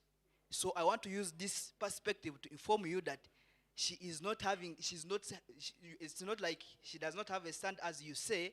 It is very clear that both government and citizens are responsible for not enjoying their civic rights. Thank you. Someone from Ndeje University to respond to that. Are you going to respond to that? Thank you. Thank you so much. My name is Nyanzi Arthur Victor from Ndeje University. I want to reply by saying that in Uganda today it is very hard to have a national ID. Why? You see, we have only 4 machines that can make national IDs in Uganda, and 2 of them are faulty. Ladies and gentlemen.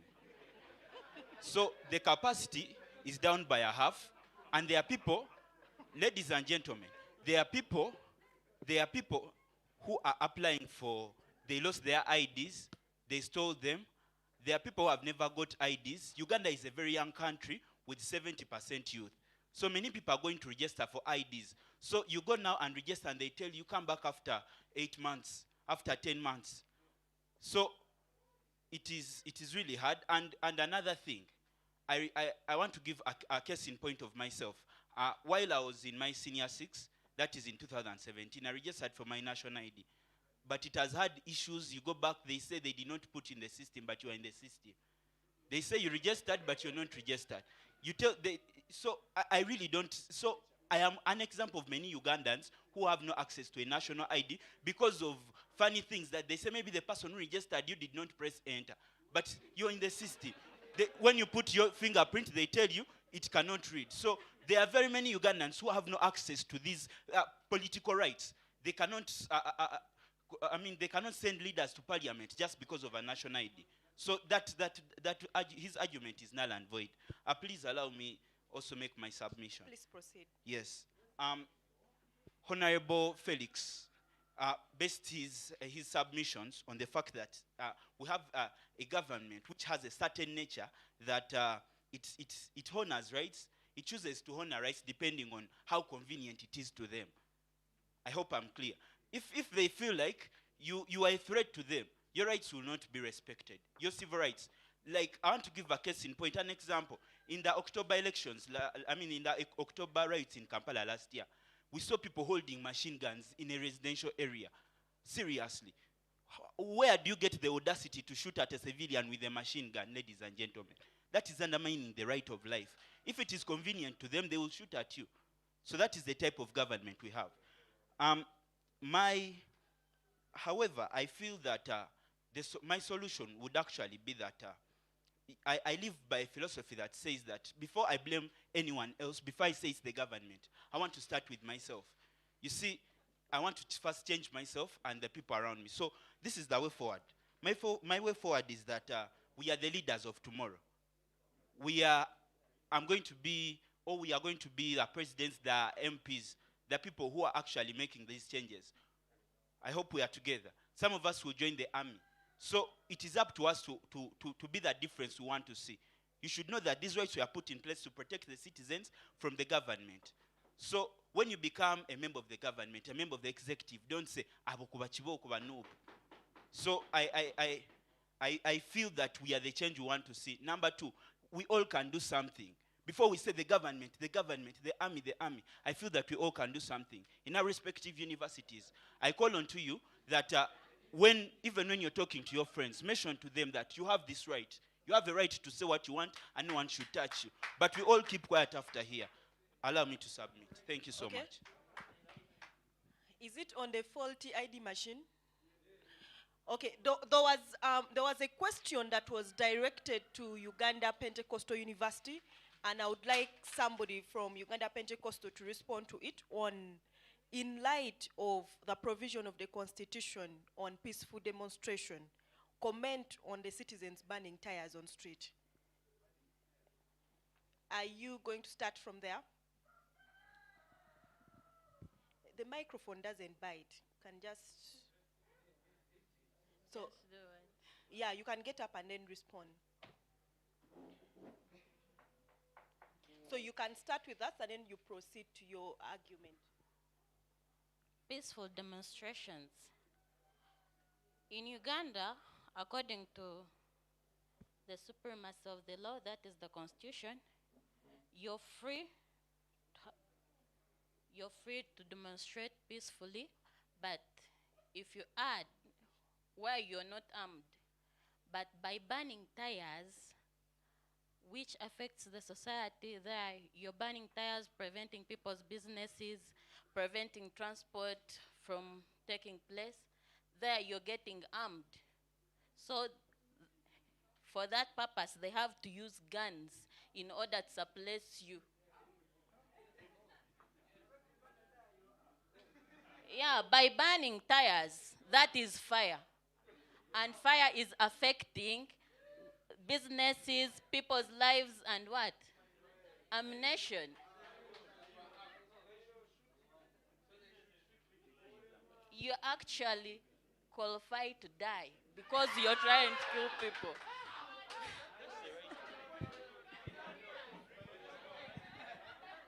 Okay, ceasefire first. First ceasefire.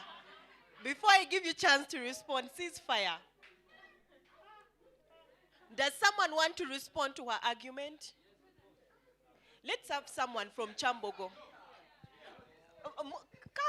Calm down.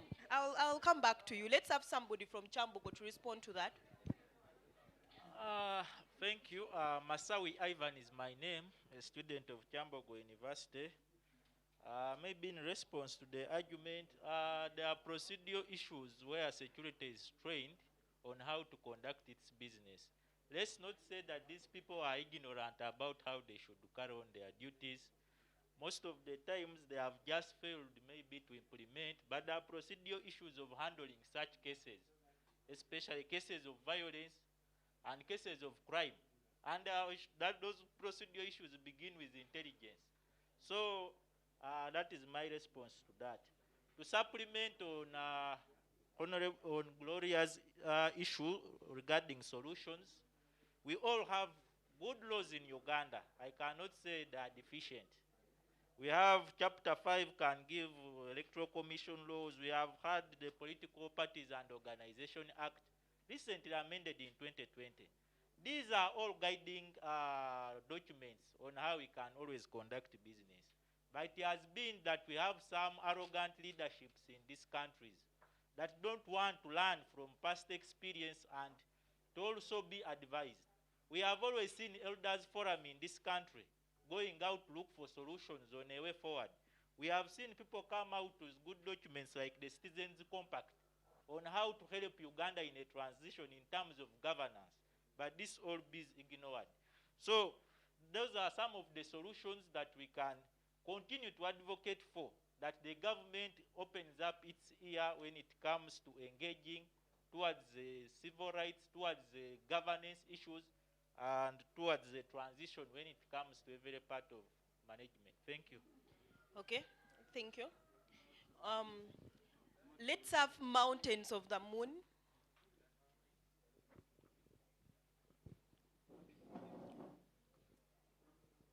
Okay, thank you so much, and good afternoon to everyone.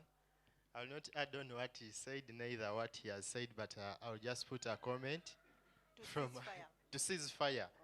I'll just put a comment from how the debate has been, and I want to talk directly to my sister from IU, right? Yeah, so unfortunate I've forgotten your name. It's not good to keep in the blame game of you're not doing your part, you're not doing this, you're coward, what. Some famous artists did say that if you stand for the truth, better be ready to stand alone. And then when you stand up and people find truth in what you're saying, they come and join you. So all I'm saying right now is that let all that what you've discovered that people are not doing what they are supposed to, put you down, stand up, and then people will come and join you. Then another thing I'd like to put across is to thank my brother from Mundeja University and Mr. Baruch from UPU University when they responded to, again, a comment from her that ignorance is not someone's defense, something like that. You see, the nation at large has not gone as far as teaching the Constitution to the people. They have not taken so much part in teaching the Constitution. I will just borrow the mandate of CCG here.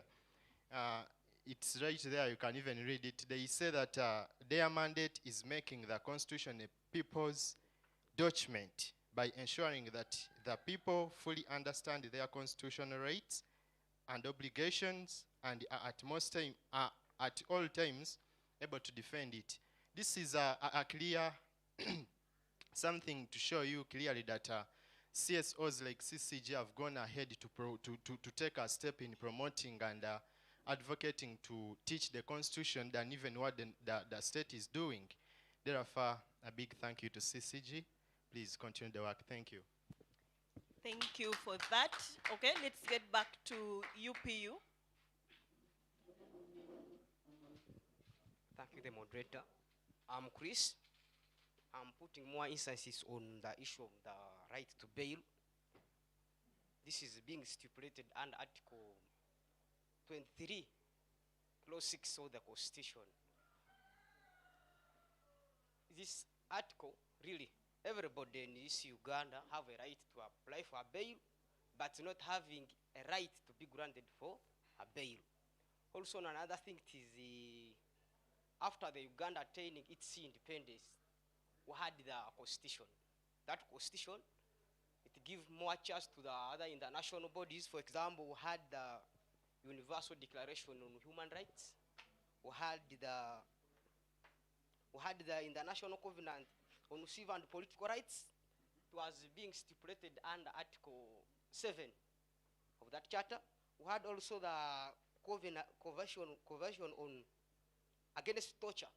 We had also the Convention on the Rights of the Child, also was being stipulated under Article 7. So these things came into existence in order to supplement the idea of civil and political rights in Uganda. Thank you. Okay. Thank you. That table, why are you quiet? I'll come back to you. Let me get back to this table. Okay. Thank you very much. My point was more on, was it burning tires, if it's necessary? The Constitution does give us a right to express yourselves, but it doesn't stipulate how you're supposed to do it.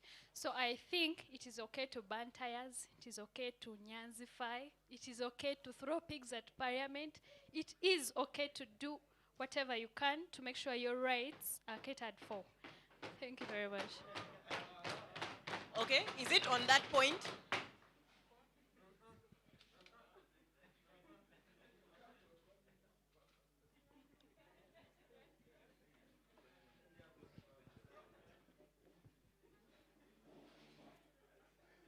Did you hear that part? It's okay to nyanzify.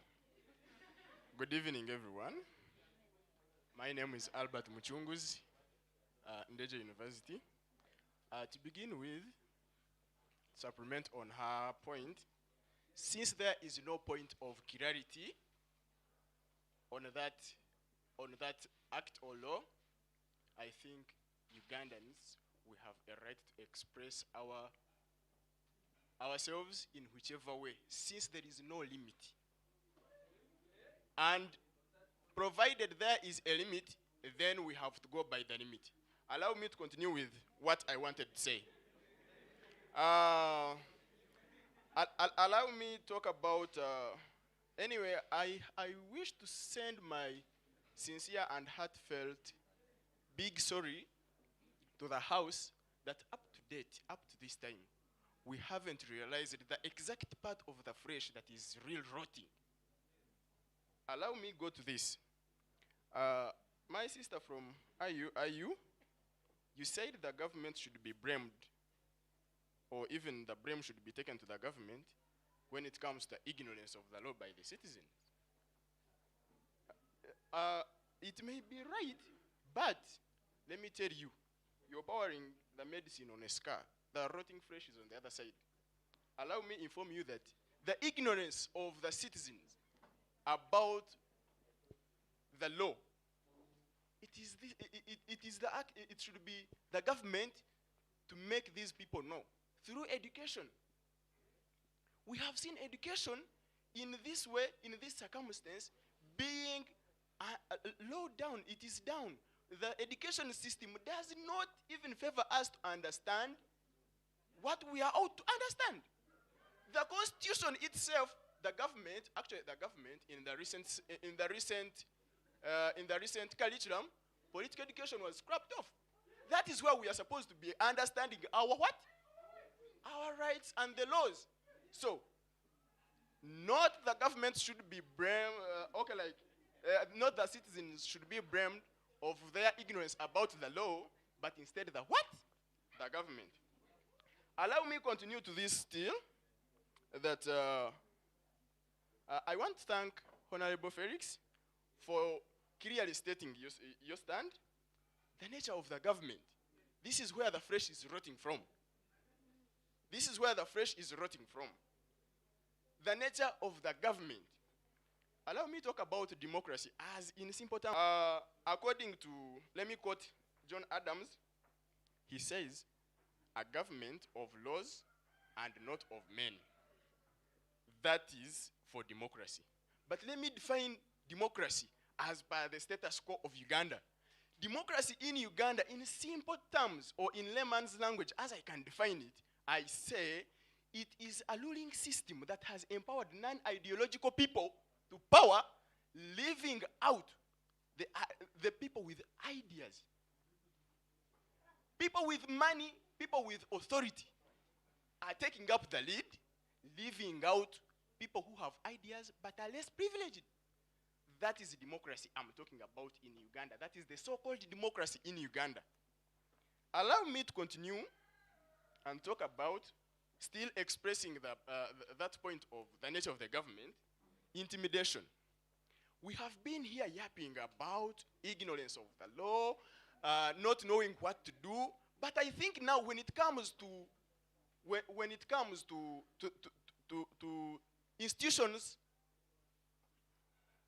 institutions like UPDF, name them that fall in that category, I think they also have something that runs in ignorance. Because if you carry a machine gun into a group of civilians who are just possessing more harm, call it a stick, and you're carrying a machine gun, call them stones with them in their hands, and you bring a machine gun.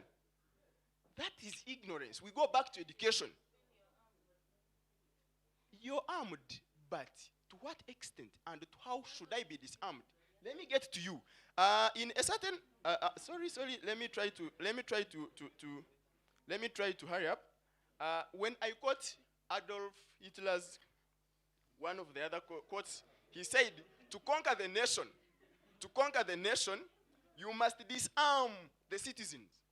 I want us not to just see into this matter merely. To disarm citizens, it is not all about we go to Kalamoja, we get out, we get out their guns. Even taking up your education, it is disarming you.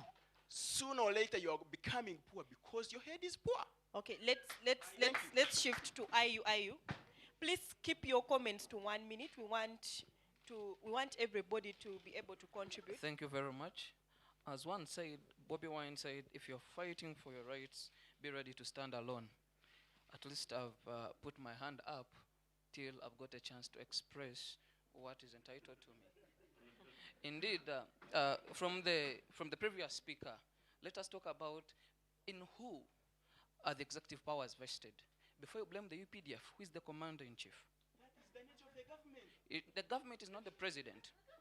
Let me tell you, the moment you don't respect your vote by voting the right person, the moment you don't take on the charge as a citizen to bring down the person who is infringing on your rights, the moment you're not ready to fight, the moment you're ready to talk and not act, what are you doing?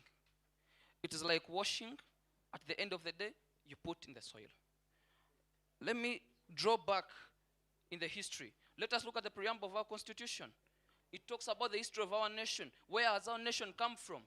What is our history? Tyranny, political injustices. Once a minister in Uganda, she's a very celebrated lady, at Makerere, she said, Uganda has never changed power since 1962. Has it ever?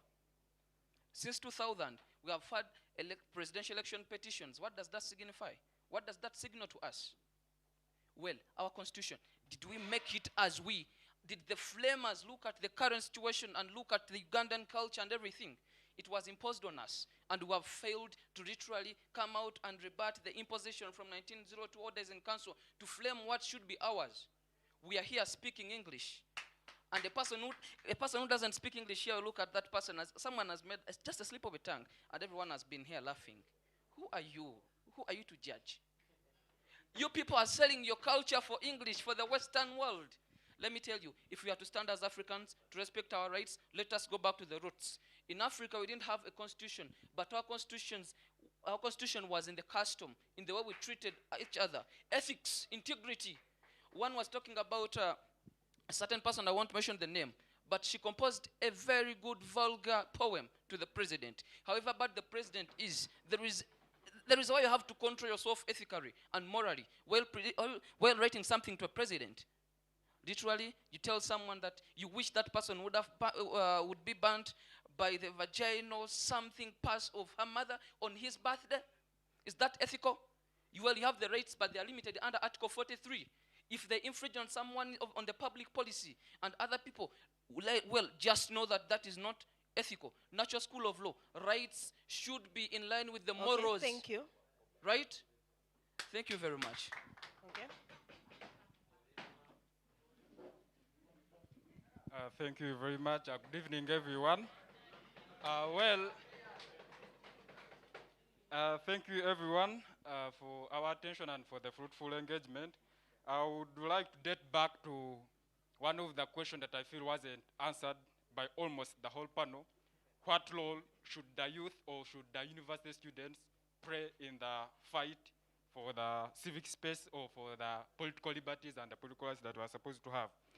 Well, the first panel premised this debate in a liberal government, that civil liberties, political rights can only be exercised in liberal governments, and when it came to a point of to what extent do you have those rights in Uganda, most of them gambled around and I couldn't answer the questions they are best. And to me, the role or the students' role in nation building should be activism. Activism doesn't know which political party you belong to. It is not going to say that the youth who are in UNS are not going to suffer from infringement of human rights, or they are not going to suffer from brutal arrest, or they are not going to suffer from anything. So what dates back to the end of the day or to the debate? How do we solve this? Our argument is, let's fix the system. It is not the fountain of honor who tells the presiding officer in the villages to rig the votes. Well, when we are diluting the system, or when we are fixing the system, we've got to dilute the powers. Literally, in literature, an appointee, that means you're executing on behalf of the person who has appointed you.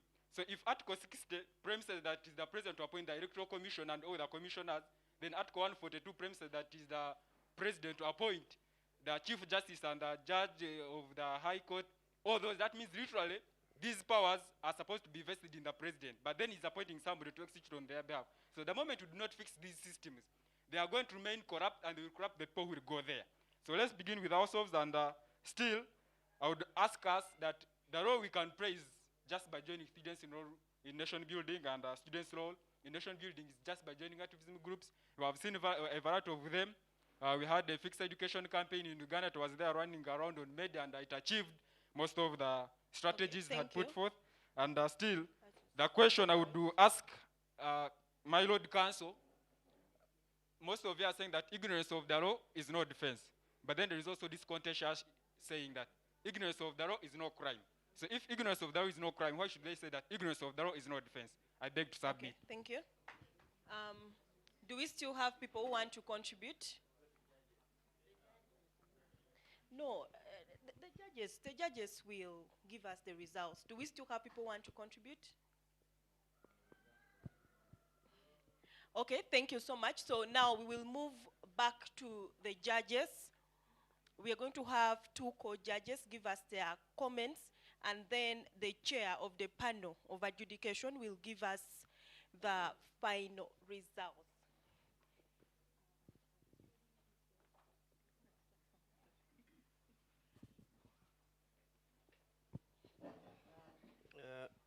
Thank you so much, everybody. Thank you, Your Worship. I will start with what would appear like criticisms, then I will thank you later. Because I believe that all is well that ends well. So for those who come from Western Uganda, you rather come with your brother quarreling from Bara to Masaka, and then from Masaka to Kampala you come when you are smiling. But if you came smiling up to Masaka, then quarrel to Kampala up to home, you spoil everything. So the wellness of something is judged by the ending. So this now takes me to a few comments, but let me start from the beginning that our worship will give the overall marks, because the marks are added and given by average. So our worship here will give it. Now, I just want to comment slightly, especially when you're dealing with students. If you argue on areas of right to bail, you may get into difficulties, because if you stick to the constitutional diction, drafting, it does not talk about right to bail. It talks of right to apply for it. So if you get in class, you may get in problem with the lecturers. You have a right to apply for bail, not a right to bail. I also noticed in the course of the debate, all forgot, almost, that courts were a medium for enforcement of rights. You tried to look for many things, and even when you came to courts, you were almost talking in passing. And yet courts are there to enforce rights, especially when you feel that your rights are violated. It's not anybody to practice, because laws are not interpreted outside courts. Laws are interpreted in courts, and you'll be interpreting how your rights were violated. But nearly all the debaters either forgot the court as a central medium, or were talking in passing. One of the panelists says that criminal justice is how rights is protected. I like to say that rights are mainly protected. They're also protected in a majority of rights are protected in civil procedures, not criminal procedures. Actually, if you take if you break my head, the criminal aspect is that you'll be Uganda versus Rajkara. But that is a criminal procedure. But if it is in areas of rights, it will be a witch versus Rajkara. So most rights are enforced through civil, not criminal. The other area I want to comment about is that nearly all panelists had problems in looking for bottlenecks. And I was looking at Sarah. I was looking for her when the panelists tried to look for bottlenecks and they nearly didn't get. My heart was like, maybe there's no bottlenecks. Or my mind was like, maybe government has done such a good job. Because honestly, until sheet started to pass behind to the panelists, nobody had come with a list of bottlenecks. And it was only her who came with a full list of bottlenecks. The rest were around and about and bottlenecks. And so you better get clear about the bottlenecks. On the issue of ignorance of law, maybe you need to get something here. Why the law says ignorance of law is no defense is that by the time you do a wrong, and this is used in criminal law, by the time you commit a wrong, even in your mutima, you know you are doing a wrong. For example, if you are stealing somebody's mango, why do you first look if somebody is seeing you? Do you need to know that penal code section this and this says don't steal a mango? The fact that you look around and you pull the mango, that is why it is presumed that ignorance of law is no defense, because the mens rea, the guiltiness in you is there when you are committing a wrong. And again, I like to say, it is mainly used in criminal justice, not civil rights violation. So it was argued, I am a part of the International Criminal Court, ICC at The Hague. We argued, I was on the defense of Ongwen, the Kony commander. We tried to tell ICC that Ongwen grew up in the bush as a child soldier, abducted. So Ongwen did not live in the civilized world. ICC refused, said even if you grew up among monkeys, something in your mutima should tell you when you are doing a wrong. It is wrong. So that is the principle of ignorance of law is not defense. It's not how many times government should educate you. It's not how many times government should. The principle of ignorance of law is saying, as a human being, even when you are stealing a mango, you don't need to know that section 12 says it is wrong to steal. No. So get clear about ignorance of law is no defense. I must now take to thanking Kiambogo. The way he says to the debate is that rights is legalistic in nature, simply because most rights are codified. Codified means they could be there in nature, but they are written down. They are codified. So the nature of rights being codified, it becomes legalistic. So when you go to culture of law, but you can imagine that Kiambogo tried it And yet, I think many of you are from law schools, right? So if I hear Council Baluku, or you are holding out, but it is much, what I'm saying is that it's much easier to argue out rights because rights are codified, they are written down, and law students are easily exposed and know how to interpret it than, say, if I was doing engineering. Of course, I would go way out. There are some smart engineers and doctors who would do it, but the artist would take the advantage. My overall conclusion is that you have done so well. I understand you follow what happens in the country. You follow what happens in society. And not all students do that. In our days in Makere, very few students would pay attention. The rest would be going to Angenua. So you don't get students who pay attention to rights, students who can argue. So whichever side you have argued, I thank you because this now brings forward the lot of those who pay attention to national issues, the lot who pay attention to human rights. I hand over to our worship.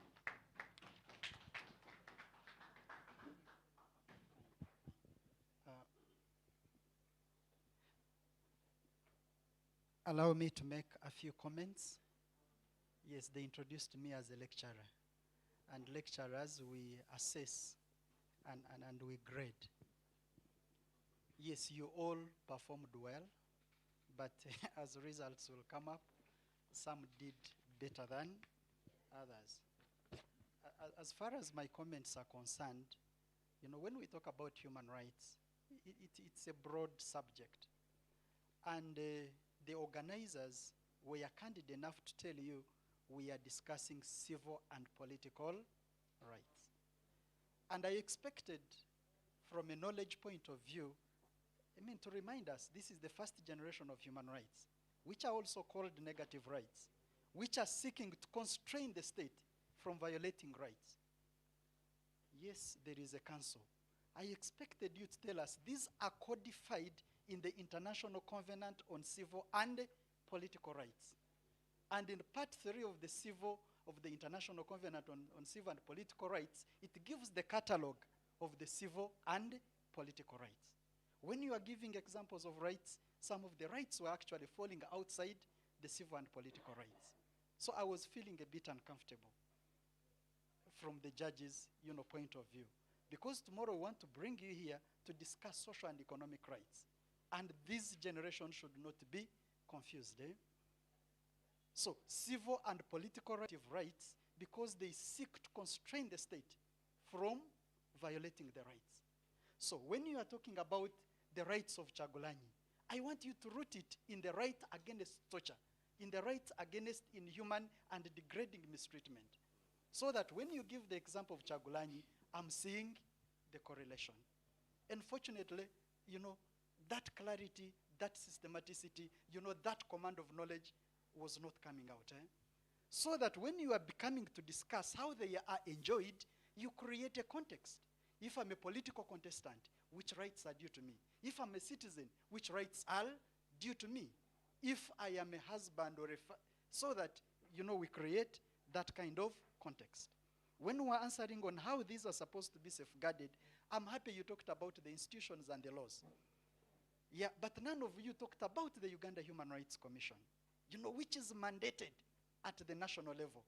And when you read the reports of the Uganda Human Rights Commission, for the last 20 years, institutions of government which are mandated to protect human rights are the ones on the high list of violating rights. Whether it is the police, whether it is, And yes, you would say we have the institutions, but the institutions are letting us down. So that before then we begin talking about how are we going to realize the rights, you look at the citizen, what ability do they have, to protect and demand for their rights?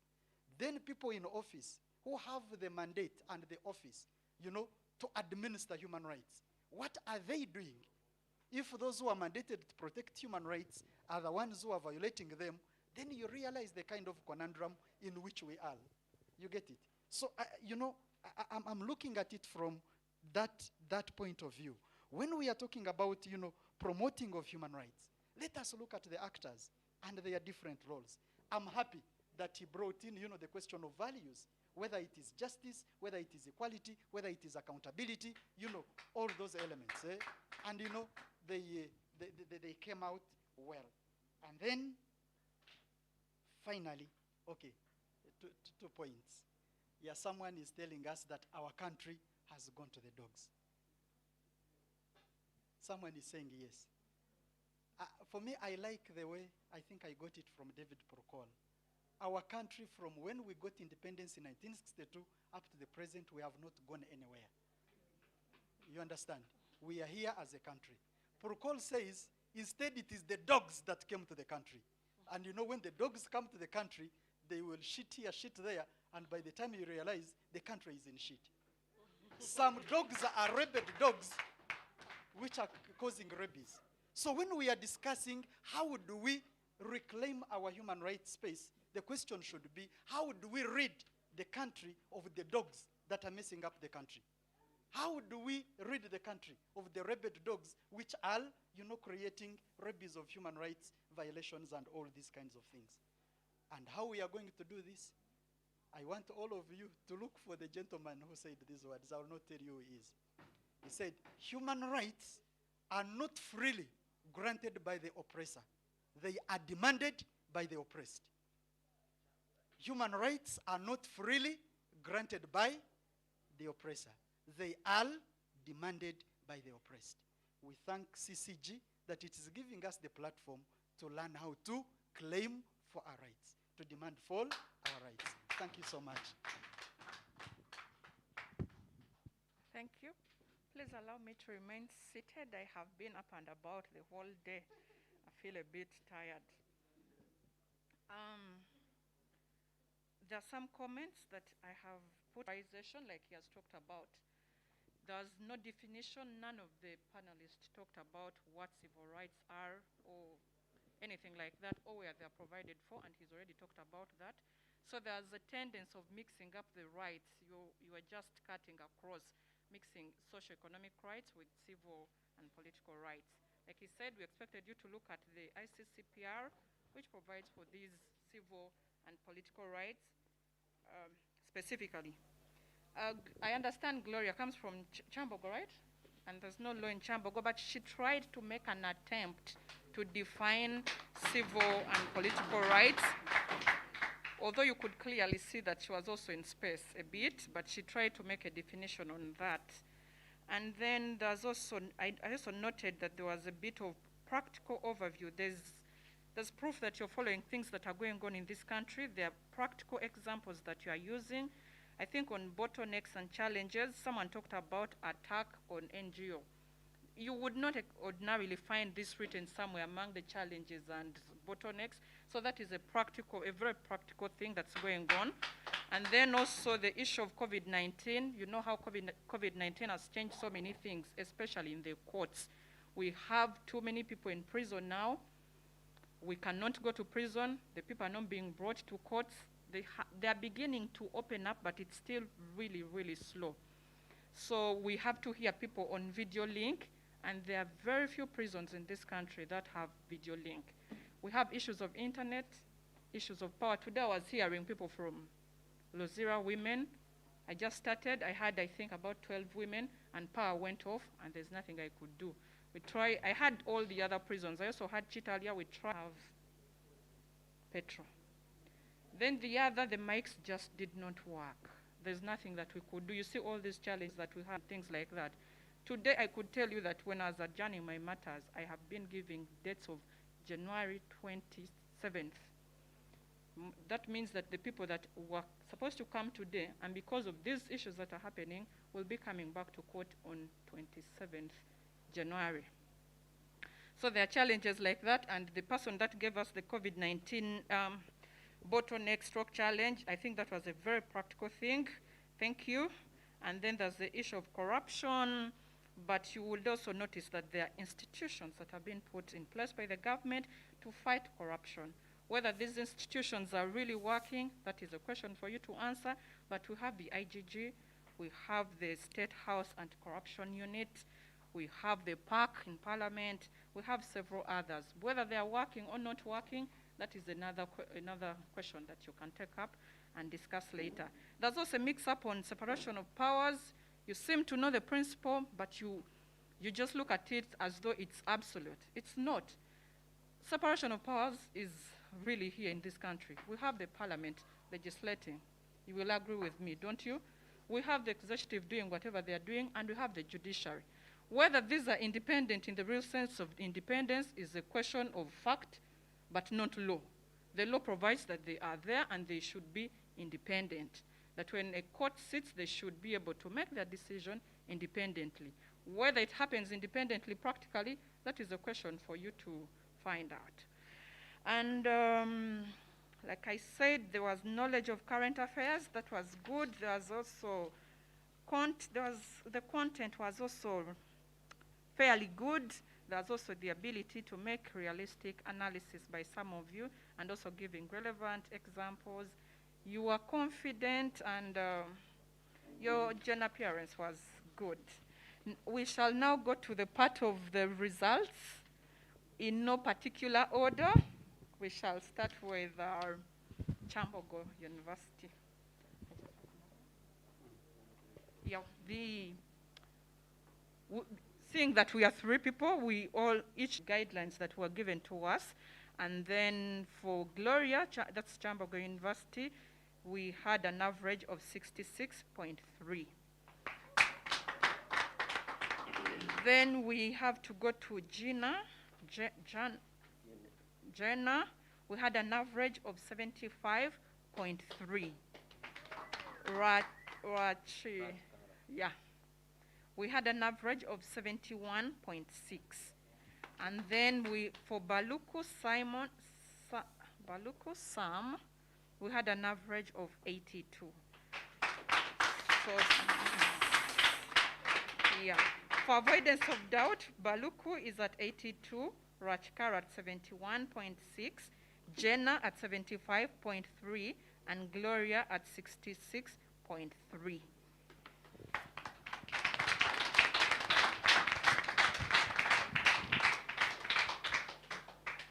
Thank you so much, dear judges. Let's clap for the judges.